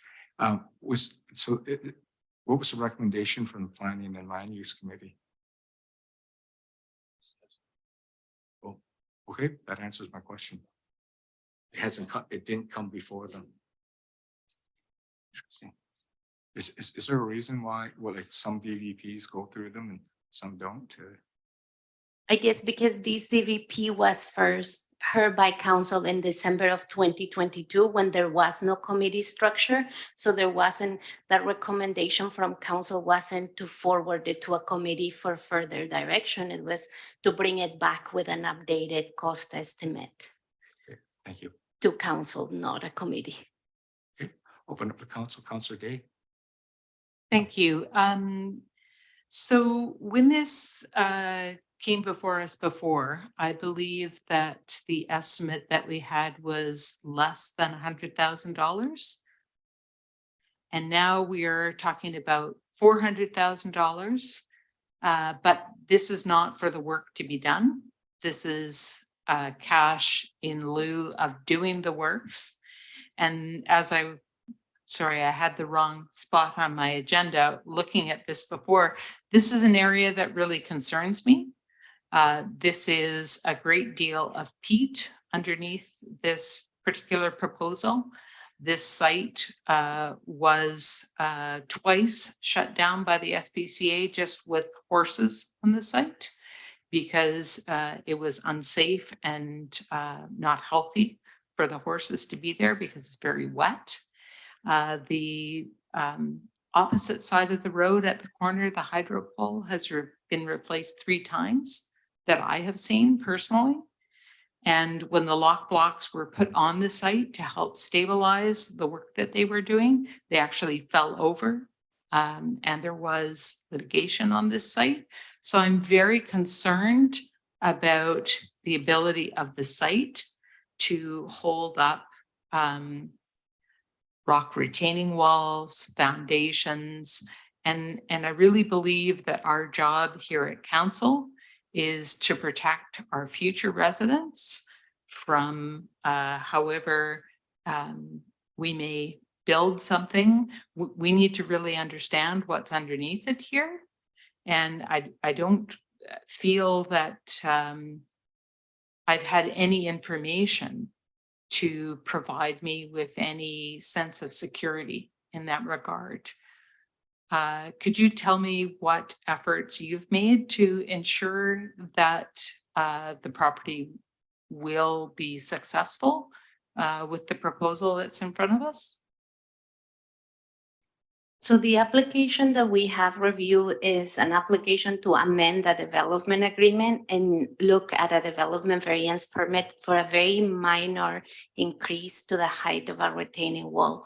The type of geotechnical investigation that would give us detailed examination of the site will come at building permit. We can request or demand extensive geotechnical investigation without preparation of detailed building permit plans so that then a geotechnical professional can adequately assess the risk based on a proposal that is fully detailed.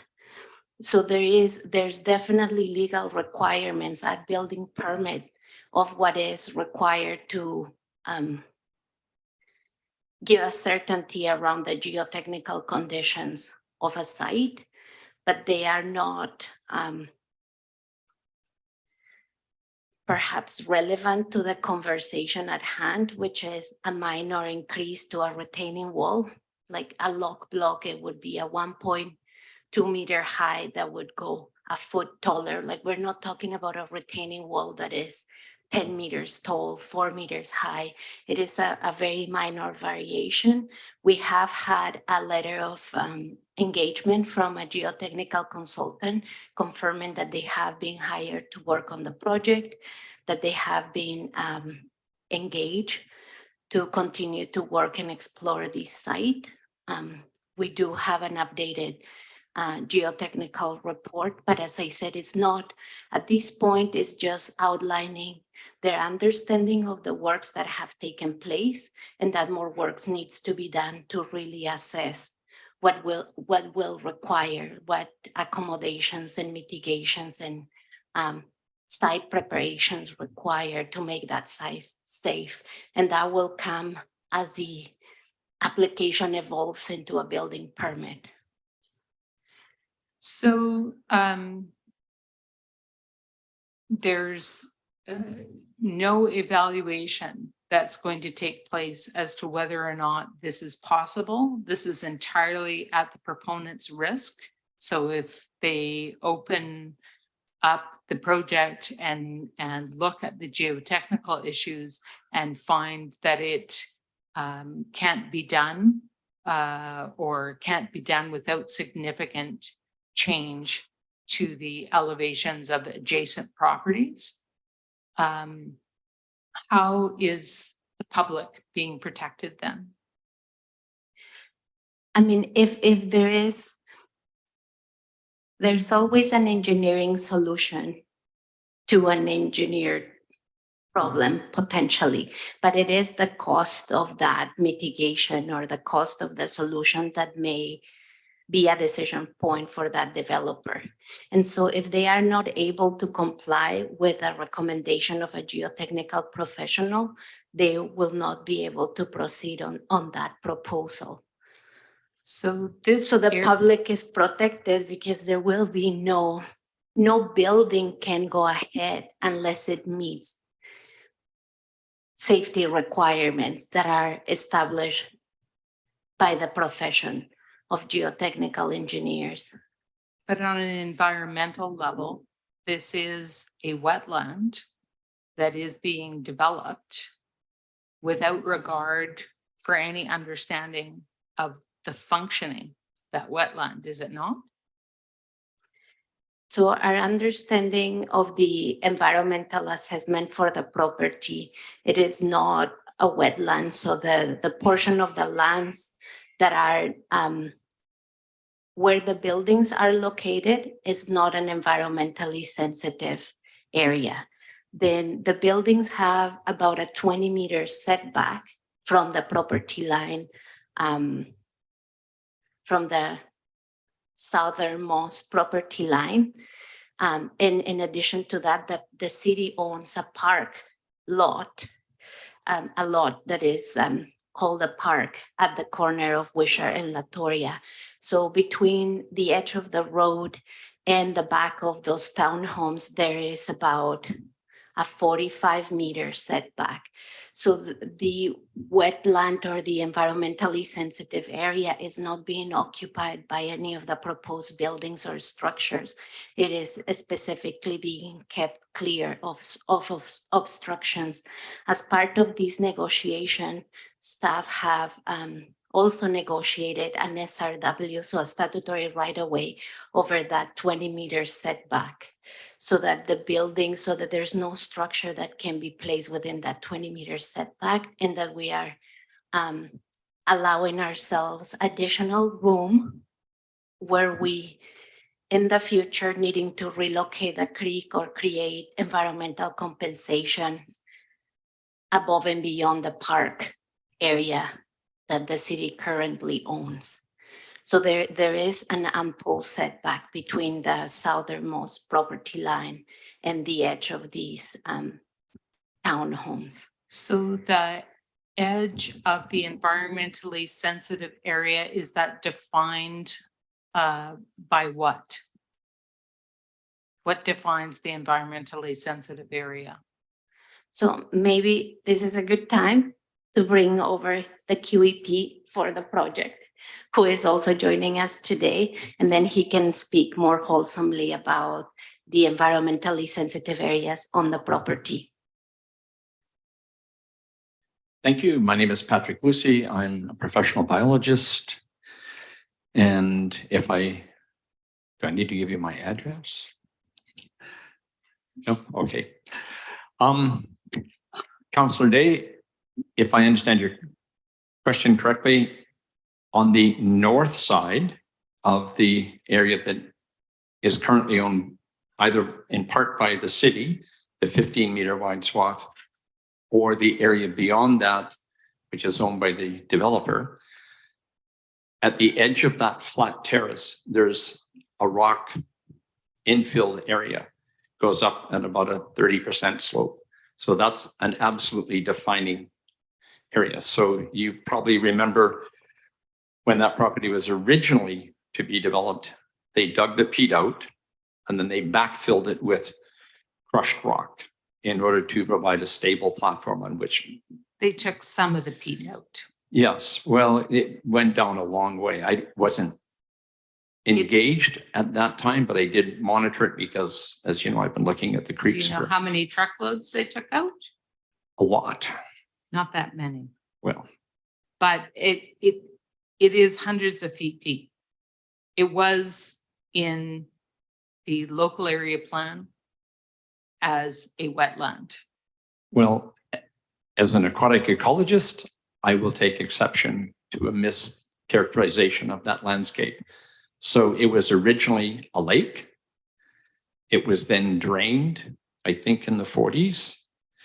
And that's why on the south side, you have a very deeply entrenched channel. That was to get the water level beyond the lake down low enough, it would drain on its own.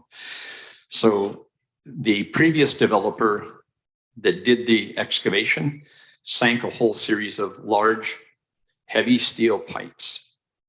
And those pipes are empty and they're to refusal. So they were pushed by the pile driver to the point that they wouldn't continue to sink. And they've measured that and they are not hundreds of feet deep. They're about 13 to 14 meters deep. So at that point, what you have is, and I'm not a geotechnical engineer, what you have is solid ground. So. And how is it then that the driveway for the adjacent property took on a 30-degree tilt as a result of those pilings being driven? I can't comment on that. I'm not an engineer. Right. But that lake extended west to the point where you start to get a slight elevational increase. But I don't have the historical air flows to try to understand what happened then. So you have no other information on the other properties adjacent, I take it? When you say other properties adjacent, you mean to the west? Well, where to the west? Oh, yeah, sorry. Yeah. The only thing that I'm aware of is that another developer sought an option on that property and put a machine, a backhoe, an excavator, in the southwest corner to start digging, and realized the peat was quite deep there. And at that point, to the best of my knowledge, because I wasn't on that project, they stopped digging and took the machine off. So my expectation is that it will continue to the west, whether it's a horizontal level base or it undulates, only a survey would be able to ascertain that. But that area to the west is actually floodplain. Yeah. Correct. Yeah. Yeah. I think there's a lot of floodplain there, and there's a lot of springs and streams. I'll let others ask questions. Thank you. Thank you very much, Councillor Jordison. Jasmine, oh, sorry, did you? I just noticed that James from RISAC is also joining us on the line, and he's also meant to speak to 7.3, to the agenda item at 7.3. So he is the geotechnical engineer that is engaged on this project. So perhaps he can elaborate and offer more insight. Okay. I just wanted to ask, so, and apologies if this has been discussed, but. We'll get to you next, James. Sorry about that. Oh, sorry. So just to understand, if this went ahead, the city has allotted, ensured that the roadway could be widened if necessary for the 4 lanes that is envisioned. Okay. I guess I just have a question about, I think it's important that if we have an engineer and a biologist, professionals stating that this is something that they feel can work, and this developer has taken this on, that I guess I just want to try and figure out, where does that land the city if they go ahead and they try these. Well, I guess like you said, it's not about trying. There is always a solution. It's just about whether one can afford to pursue that solution. So I think I would be hesitant to, second guess what they're stating. The other question, just quickly, is just about the cash allowance. I'm just wondering, like, if is there any way to have that developer wait to, sort of like if we underground power lines and that sort of thing, but we're not ready to do it yet, so we keep it's kind of like an IOU later on. Is there a way to do that so that we're not short? Because I know that whole roundabout thing has ended up costing us a lot more money than we anticipated. So I'm just wondering if we're certain of the cost estimate, that sort of thing. I will let Joshua speak to it because he's spent 8 months working on it. You brought the big guns out now. 8 months, yeah. Thank you for the question through the chair. Certainty is hard to find, for sure. I can say that we've looked at it closely. We've applied more current unit rates to that, and then also a large contingency. So no, we can't. I'm not aware of a way that we can put them on sort of retainer and say, when we do this in 10 years, 2 years, 20 years, you'll pay the bill. We just apply the best knowledge we have today. And we've put a lot of effort into this to check that we're covered, but there are always unknowns. Thanks very much. James, did you want to say anything at this time, Isaac? I can, yes, if that's All right. Thank you for having me. I've taken a look through our reports that we've completed for this particular property, and there have been a number of reports done by ourselves as well as Thurber Engineering dating back to April 2008. So there is a decent amount of information on this particular site. And I have personally also been involved with a proposed development on the neighboring site and done a number of drill holes there as well. Generally, I would agree with Mr. Lucy as well that the site isn't, the peat is thick. About 6 meters of peat was excavated as part of Thurber's work. And a majority of it was put back in after they built a rock mat. They restored the peat to retain as much of the original environment at the time.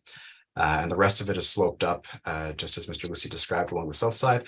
On the west side of the building, the area was supported by piles that were then subsequently removed.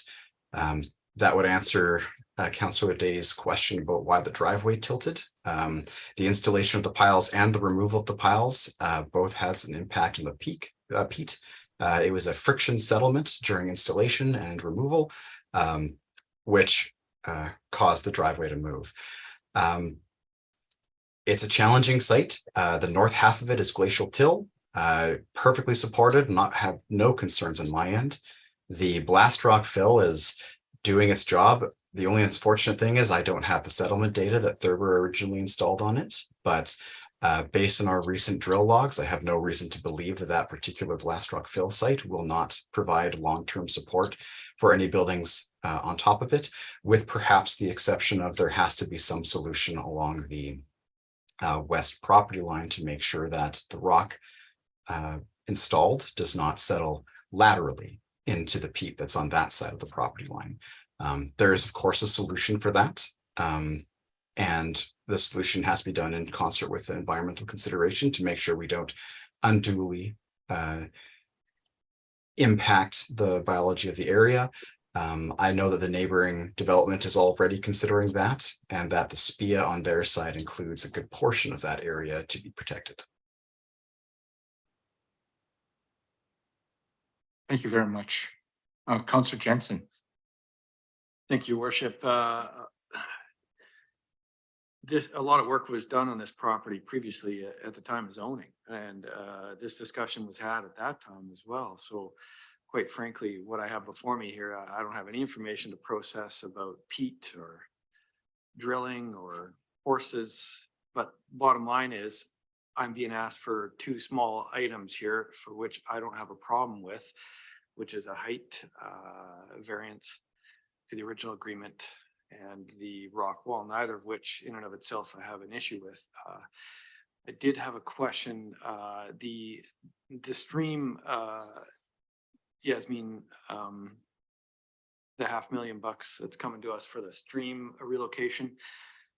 If that work doesn't occur in the future at some point, I mean, do we retain those funds in case something is needed, in the long range future?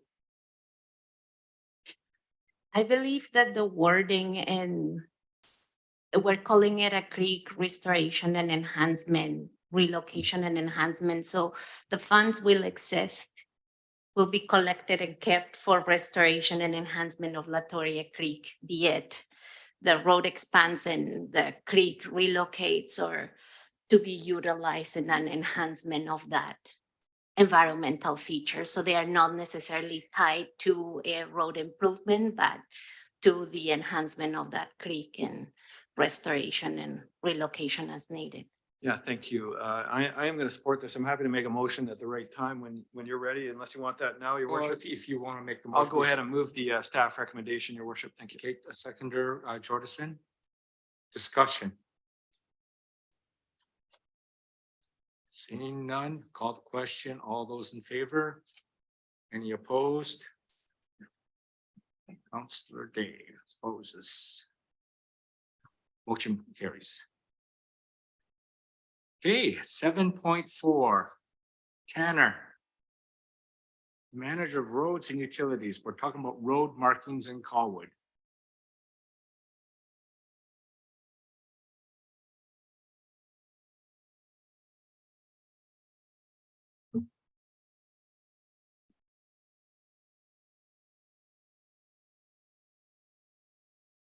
Thank you, Your Worship.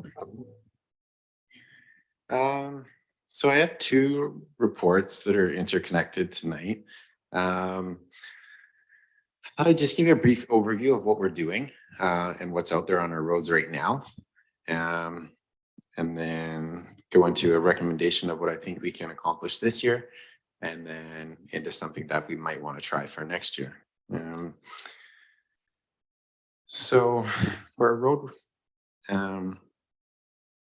I am recommending tonight that we trial a maintenance program that's sort of mixed into what we do now, but not exactly. So what I'm looking to say tonight is that we dedicate some time, hopefully by the end of the year, well, into this year, to start trialing reflective pavement markers, upping what we're doing with pavement markers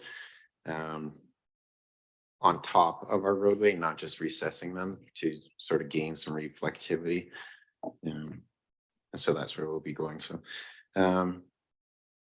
this has been, in my opinion anyways, quite a talking point across our municipality this year. Starting way back in February, road markings, we've seen it in various platforms on social media, had discussions about it at the Colwood Ideas Fair, and it was a talking point in the citizen survey as well. So what we're typically doing now is our long line painting is done once a year. That work is contracted out. Public Works doesn't have the equipment to take that on, so we do some of our own road markings in-house. And so what we'll do is we'll offset the long line markings with reflective pavement markings, which you'll see in and along the roadway. Those are the small plastic pieces that you'll see on the road that sort of catch your. I do have some in the back if anyone wants to see them later. I just, in an effort to save some time. So those are the plastic markers that you'll see on the roadway that will catch the lights from your headlights to mark the line markings. In strategic plans and related priorities and policies, it is part of the old strategic plan, but mobility is in there, and part of the point of the mobility is to increase the safe movement of vehicles throughout Colwood. And this also gains, we see this in the OCP as well, trying to create a safe and accessible public realm, with the policy aiming to improve the safety and accessibility of streets. Now, while this policy doesn't specifically refer to pavement markings, increasing visibility is an opportunity to improve the safety of our existing road infrastructure. Reflective pavement markings define road lines, position vehicles on the roadway and bicycles as well. And they also provide guidance for allowable procedures or prohibited procedures.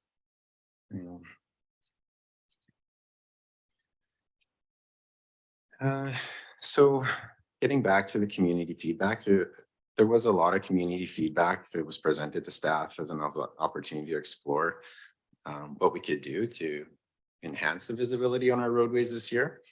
Through the process, staff has sought opinions of professionals and actions of other municipalities to include what I think, or we can think, what might suit Colwood best. So getting into what's out there, obviously road marking paint. The two major players in the paint market in our sort of in the CRD is solvent-based paint and water-based paint. Typically a few years back, what we mostly saw was solvent-based paint. And then as COVID hit and there was a real crunch on supply chain issues, there was a major freeze in Texas, which shut down, had a major impact worldwide on paint supply everywhere. So to oppose, basically what that happened was it eliminated solvent-based paint from the picture. So people started using, municipalities in particular, started using water-based paint because it was available. And it's also sort of steered as a more environmental option. Solvents, it's in the name, there's chemicals in that paint that do not occur in the water-based paint. So those are the two main options. Colwood uses them both. Contractors who do long line paintings in the municipality prefer solvent-based paint.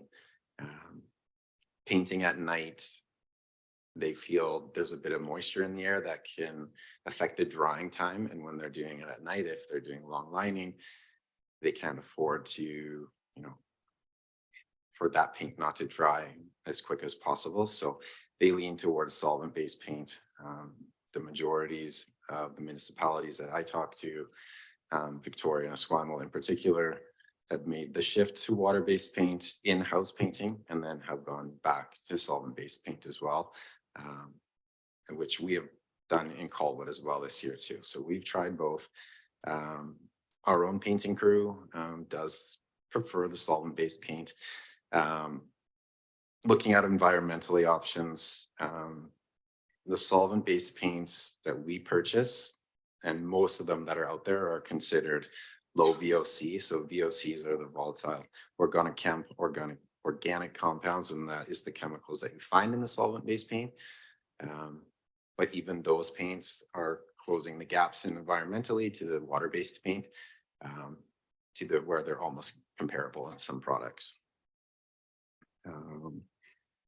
So problem with painting, anything that we see on our roadway, there is degradation in the form of vehicle traffic, and in particular, winter maintenance is very hard on road markings in general, whether that's paint, glass bead, which I'll get into next. So the paint itself is not reflective. It does need a reflective media added to it while it is drying to get that sheen.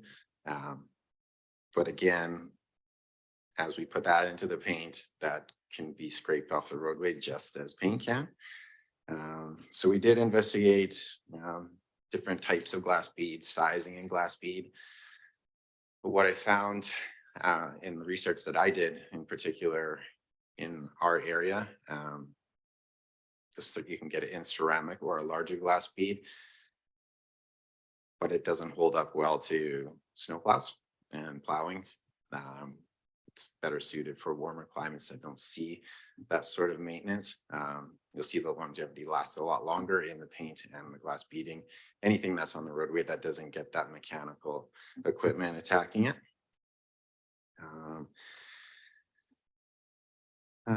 Temporary road markings, we have a few.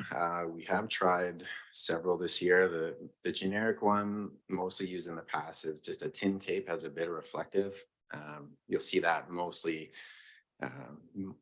new pavement has gone down and the road markings have been eliminated. We need to put those on to delineate the road lines before we can get painting. New asphalt typically likes a curing time of at least 30 days. Some of that oil needs to purge to the surface, and if we paint too early, that can actually take away from the longevity of the paint. So you may see the temporary road markings stay a little longer. Not all temporary pavement markings are created equal. There is a product we use on the roadway right now. It's from 3M. It's has a higher sort of surface on it, and it's better for reflectivity in the rain, which we have used.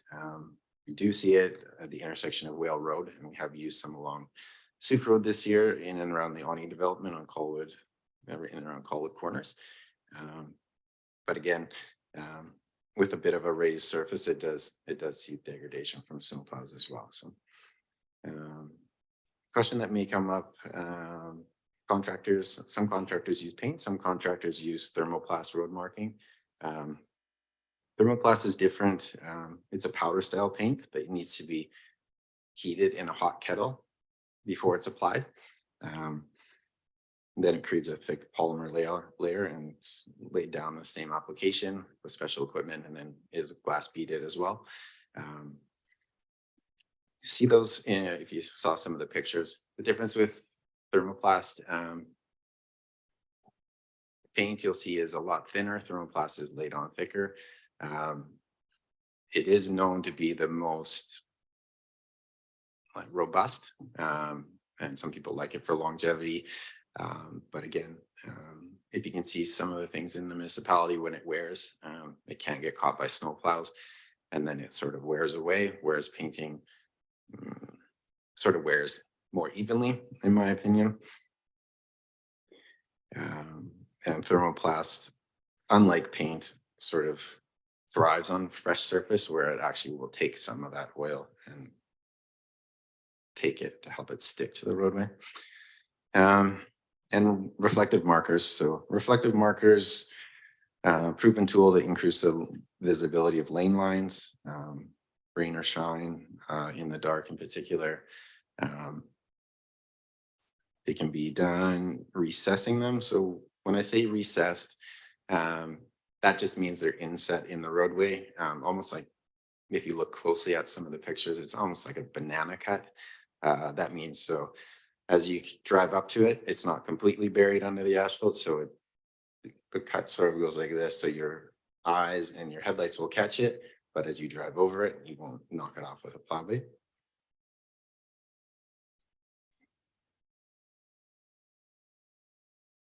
Great, Councillor Day. Thanks. I just had a question about the recessing in many years ago.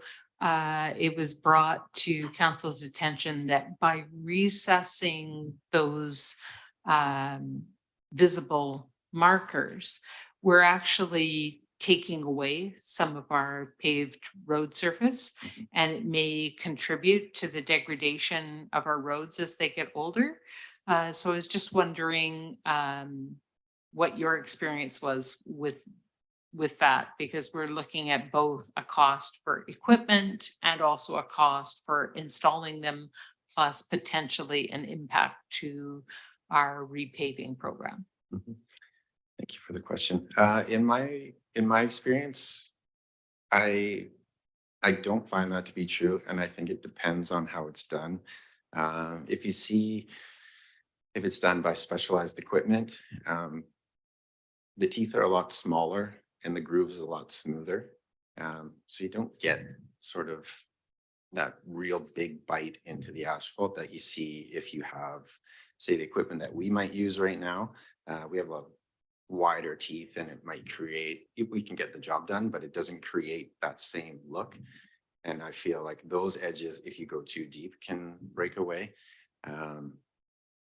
But if there's a lot of things out there to prolong the life of any road markings, the object is to recess it. Some places even go as far as recessing entire lines so that they aren't taken away. So in my experience, no, but not to say that it doesn't. Perfect. Thank you. Not sure if that answered your question, but. Councillor Olson. Hi, I just had a question regarding options 1 here. Yep. Have you identified, just curious, any trial areas? Like, are there specific areas that you would be looking to? Like in option 1, it says introduce an increase in reflective pavement markers and trial areas of raised reflective pavement markers. Are there areas that you have identified as being sort of priority areas in Colwood that you would essentially seek to? Yeah, thank you for the question. When I put a lot of this together, there is pieces in particular on Machosen Road that come to mind. Machosen is sort of a mixed bag where we have reflective markers and we don't. In particular, as soon as you come off Souk Road and you're heading towards Wishart.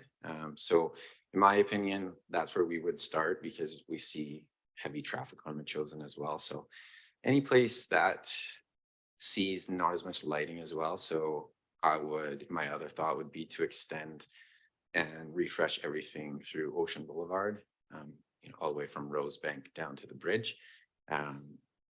It's a pretty dark area. You don't see a lot of light. So it can be done anywhere, but I did in particular when I was taking some measurements and some kilometer widths and see what kind of pricing we could get. I was using Machosen as a template.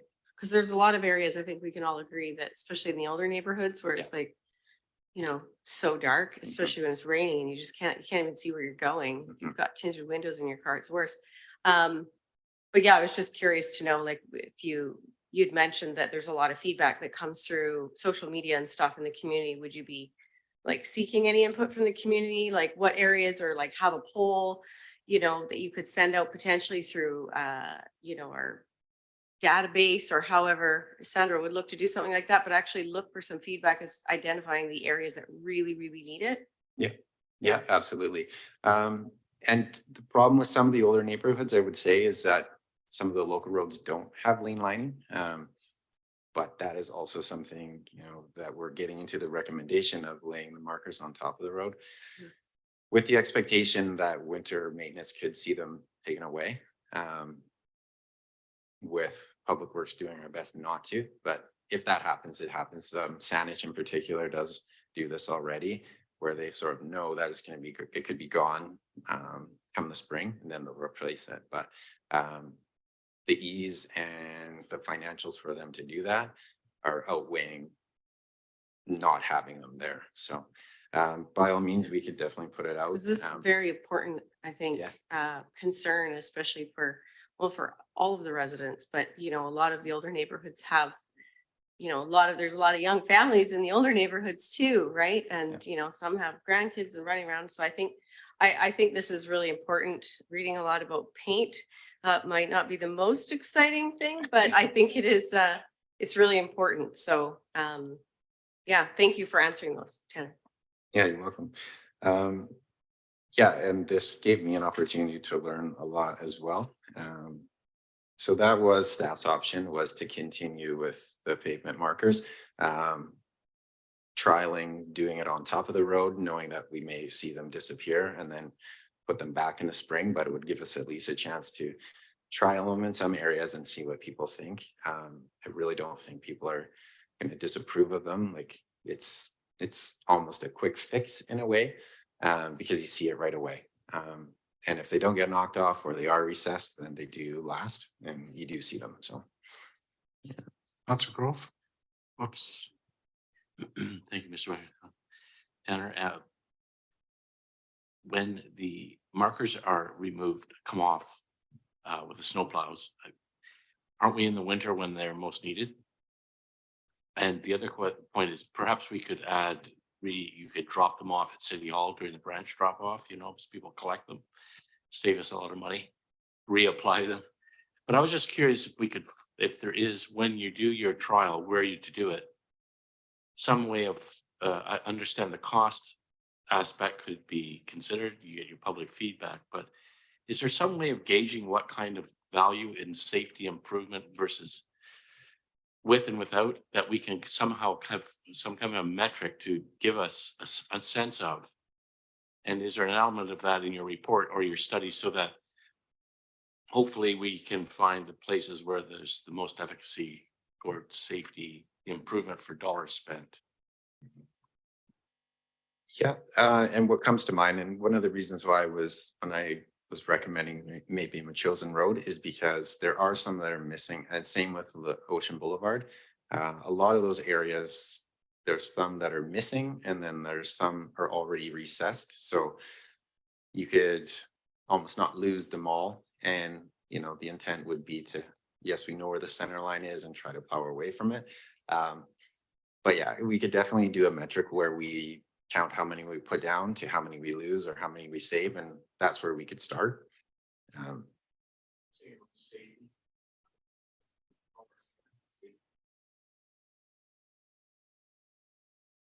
I'd have to get back to you on that one.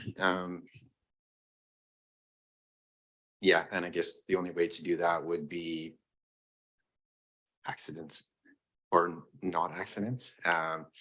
Safety metrics sometimes are hard to measure unless there is something to measure against, which we don't have quite yet. But yeah, okay. I'm thinking that the cost, okay, so the VOCs, the solvent-based paints, if they are indeed low bang, I'd like to see also how true is that, or is it the vendors of the paint convincing you through you know, a bit of greenwashing perhaps, that this gap that's lowered, and why I believe that's true, but how much, I'd like to know that. And I'd also like to understand the cost versus the amount of safety improvement we're looking at, because it could add up real quick if we, you know, and maybe the value, the safety value is significantly high and enough so to justify an increase, because quite clearly safety is an important way to spend your money and it's justifiable.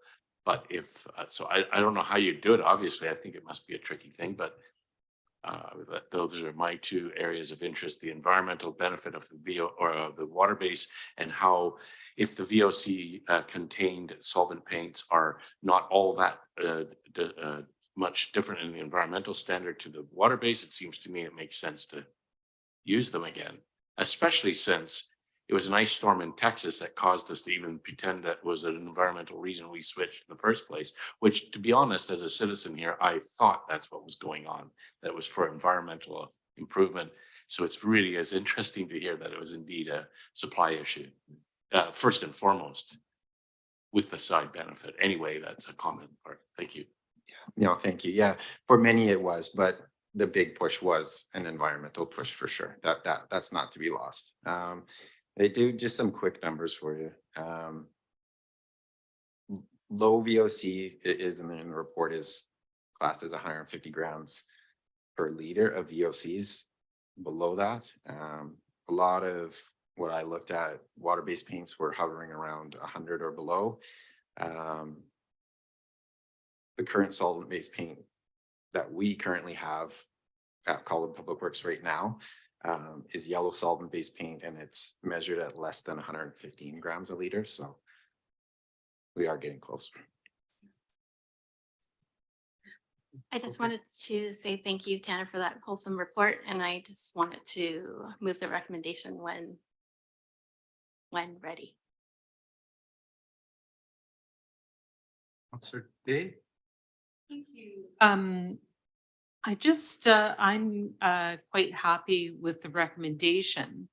I would actually like to see us in that same trial year also do the additional long line painting with our contractor for an additional $60,000. And I had a recommendation for starting some of the statistical work that would need to be done, just because I happen to know, because we got grants from ICBC for a number of intersections in Colwood to do safety improvements in high crash areas. One of those was Souk and Machosen Road. That right-hand sweeper with the crosswalk across there. It's very dark and it is hard to see people waiting to cross the road there because they're in the shadow of some trees there especially. So that may be a really ideal place for a photoluminescent sidewalk because it would make people more obvious. There is a sign up there that says that it's a high crash zone. There's been numerous attempts to improve for pedestrians there, but maybe we could pick something like 2 or 4 locations in Colwood where you have added some treatments that are already identified by ICBC. The other one that I can think of off the top of my head is the double crosswalk in front of Wisher Parks and Rec. That was also a high crash zone. So that's another area that could be monitored for if it made a difference.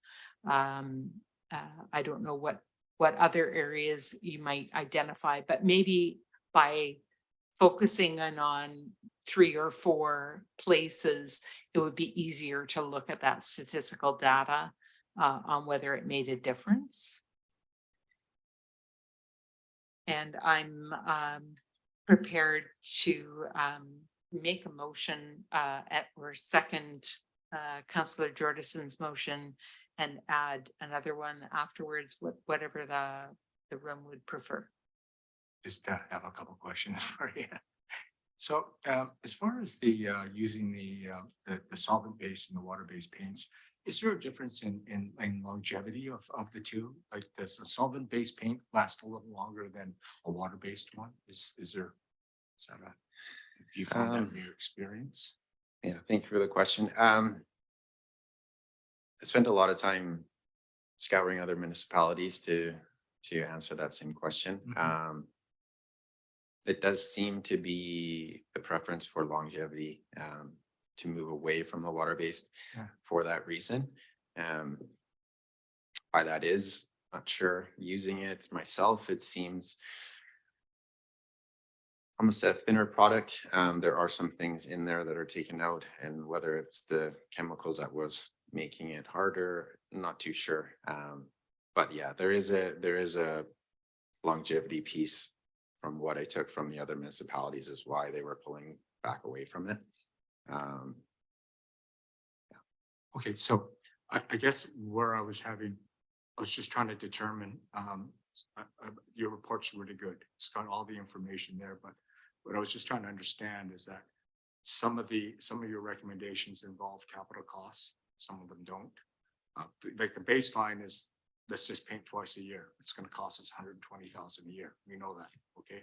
But everything else, I wasn't too sure. Like, how many markers? You know, what's the cost? Like, I know you quoted some numbers here, like 65 into the ground, $50 a piece, and geez, you need a lot of markers. So I'm just scratching my head, going, I have no idea what that cost would be. So it's too bad you didn't have a little table showing that, because I think I can make a better decision on it, because I mean, yes, I'm looking at safety, I'm looking at longevity, I'm looking at environmental issues, but I'm also looking at cost. And I have no idea what the total costs of these options are. The only one I know for sure, if you paint twice a year, it's $120,000. But the rest of them, is there some way that you can use a table to show us? I mean, I couldn't vote on these because I don't know. I kind of looked at it and went, well, maybe I had a sixth option, which was, you know, do everything in solvent based and once a year and then trial it and see what happens, you know. But you know, so I couldn't tell. I just couldn't make a decision on this from just fiscally. I couldn't make a decision on it. Thank you for that. Yeah. So that cost for the long line painting wouldn't be impacted. They're painting with that product anyway, so that would just be, you know, painting twice a year. That wouldn't change. Just to put that in reference, and I can put it in a table, that's no problem. These markers are spaced out 18 meters apart, which roughly equates to 55 markers a kilometer. So when I made this trial thinking about Michosen Road, 2 kilometers roughly gets you from about Souk Road to almost to Latoria, in and around that ballpark. So at $50 a marker, we're looking at $2,700, just under $3,000. So just a ballpark. Yeah. So, Your Worship, if I may? Yes, please. I believe the staff recommendation was to trial the markers, and depending on the experience through that trial, in the next budget cycle, we'd be having a more robust conversation with you about the application of the learnings from the trial over a much longer distance. Should council determine this evening to go forward with, for example, a doubling up of the long line painting, we'd return at the next meeting, if you wanted to go ahead in 2023 with that, with a recommended source for that additional $60,000. Oh, okay. No, I'm getting the picture here. This is a trial. I keep on forgetting it is a trial. Yeah. Okay, I think I'm ready. Does someone want to make a motion then? Oh, Councillor, you're still hot, Councillor Day. Oh, sorry. Someone want to make a motion? Oh. And I said I would be having a second and then. Oh, see, they weren't officials. I didn't recognize you. I heard you guys sort of talking about it. Okay, so the motions are made. And we have a seconder, Councillor Day. Staff recommendation.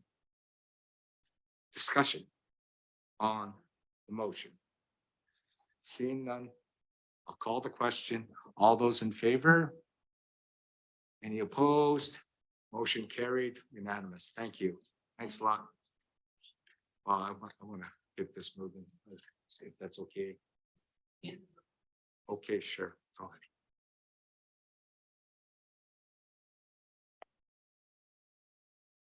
I just wanted to move that we increase the long line painting contract to twice yearly for 2024.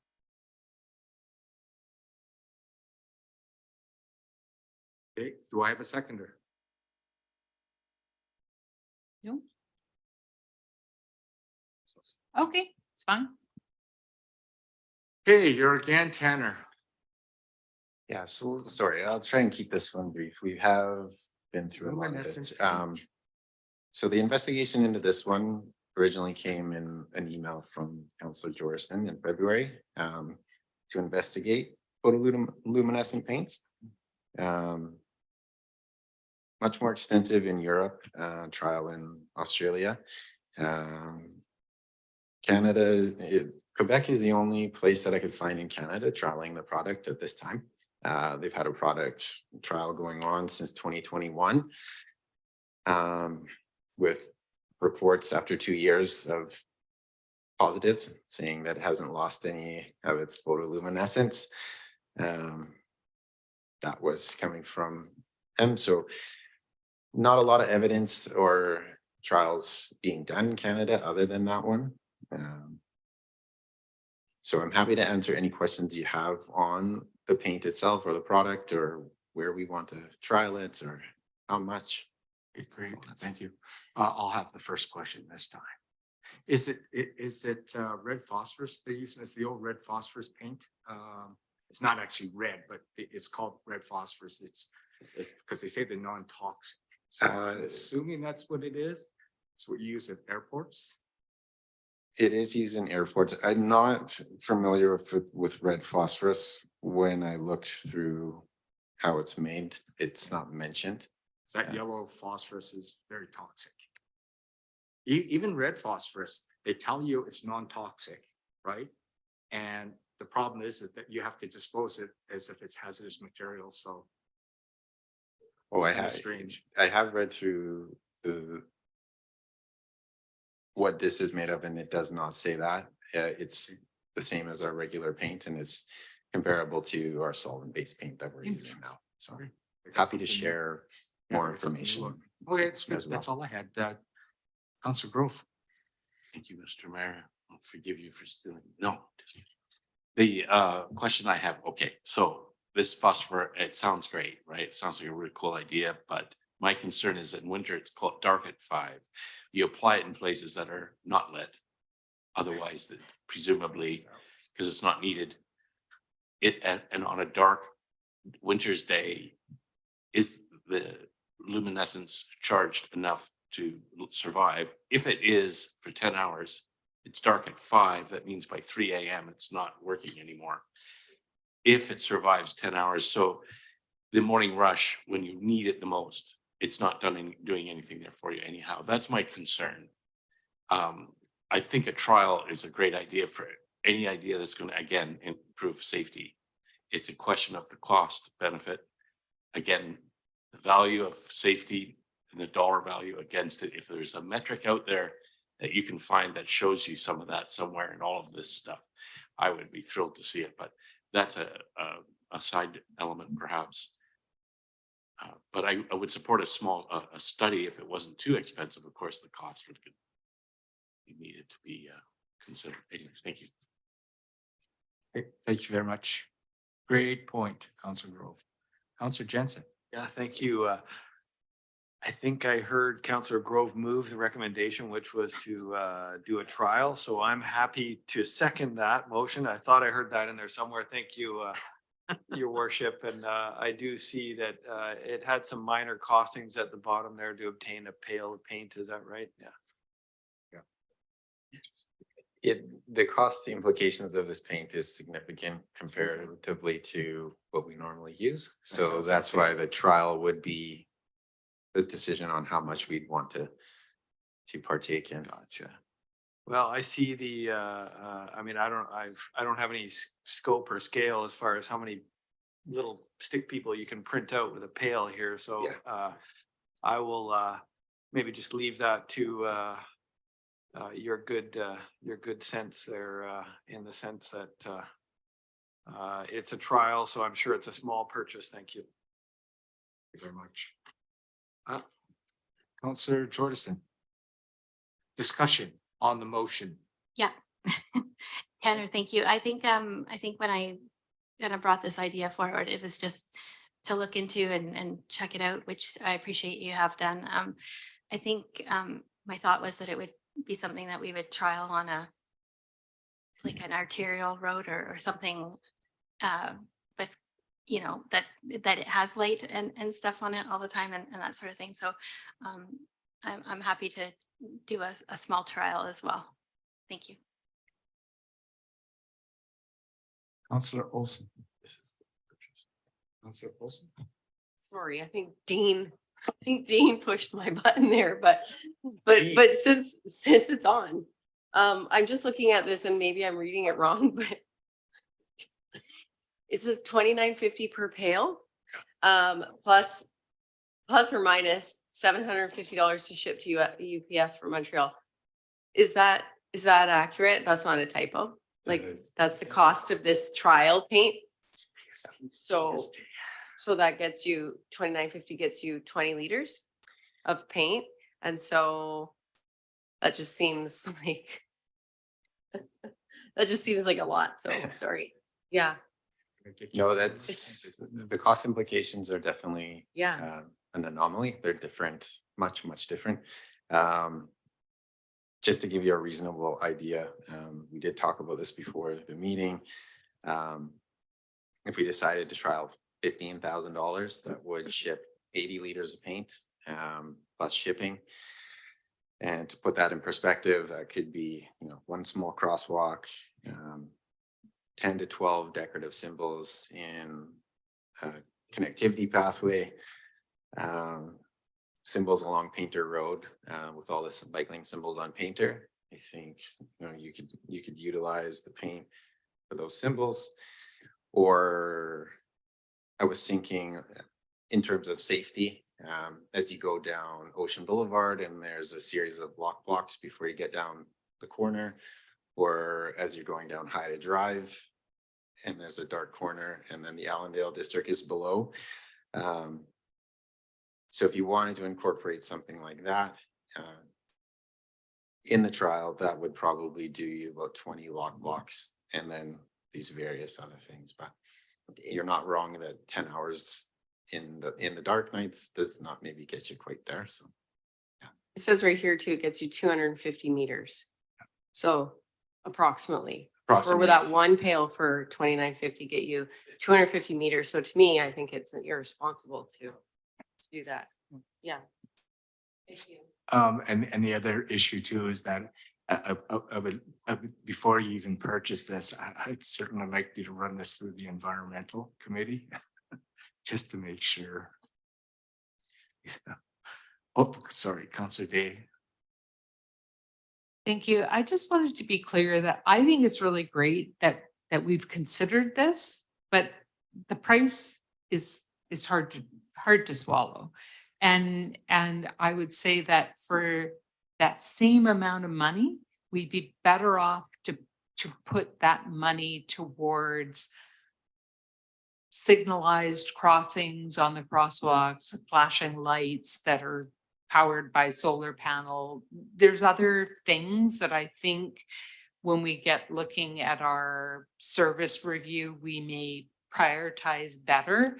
But I do really appreciate that this is an innovative thing and you found out the information about it and you brought it before council. So it's no reflection on your report whatsoever. Just we've investigated, and yeah, maybe a different way will work better. I'd actually go for your painting the roads twice a year over this. Okay, so does anyone want to make the motion? It's on the table already. Oh, it's on the table. Okay, let's call the question. All those in favor of the staff recommendation? Okay, I'm assuming everyone's opposed then. Motion defeated. Thanks, Tanner, for Thank doing you. all that work. Yeah, you're welcome. You were doing okay until that price tag came up, and that's what I kept on going, swallow, swallow. Can't change that. I can't do this. I could never justify this.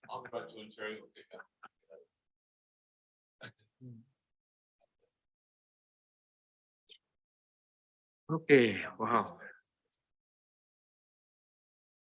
Then Candace, we have you up twice, 7.6 and 7.7. 7.6 is proposing rescinding flex time program FLE 001. Go ahead, all yours.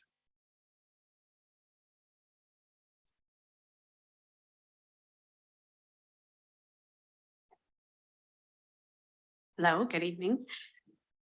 So I will keep this fairly brief. Council has been provided with some background information through a brief report and a copy of the city's new administrative policy entitled HR 008 Flexible Work Arrangements Policy, which was included as Appendix 2.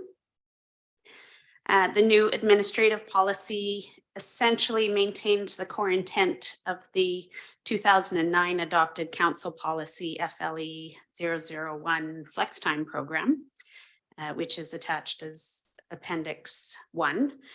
But it also updates and expands the program to include options suitable for different operational units and job functions without adding financial or legal implications.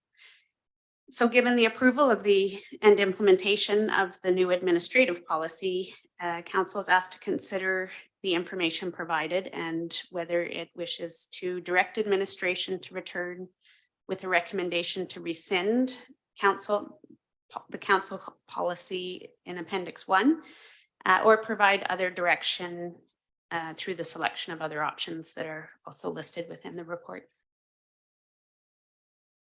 I'm happy to answer questions. Councilor Olsen. I actually just had one question on the options for council this evening. And I was unclear of the difference between option 1 and 2. So I was hopeful perhaps, to me, they're the same thing. So I was just looking for some clarity on that. Yes, option 1 is asking council to direct administration to return with a recommendation to rescind the policy. And that's simply just to provide council ample opportunity to consider rescinding a council policy. Option 2 is should council wish to simply rescind the policy this evening. Okay. Councilor Ward. Thank you, Mr. Mayor. Candace, question for you, just on the flex time and on the banking under this administrative policy. Is there any mandate that it has to be used within the calendar year or with any specific time frame?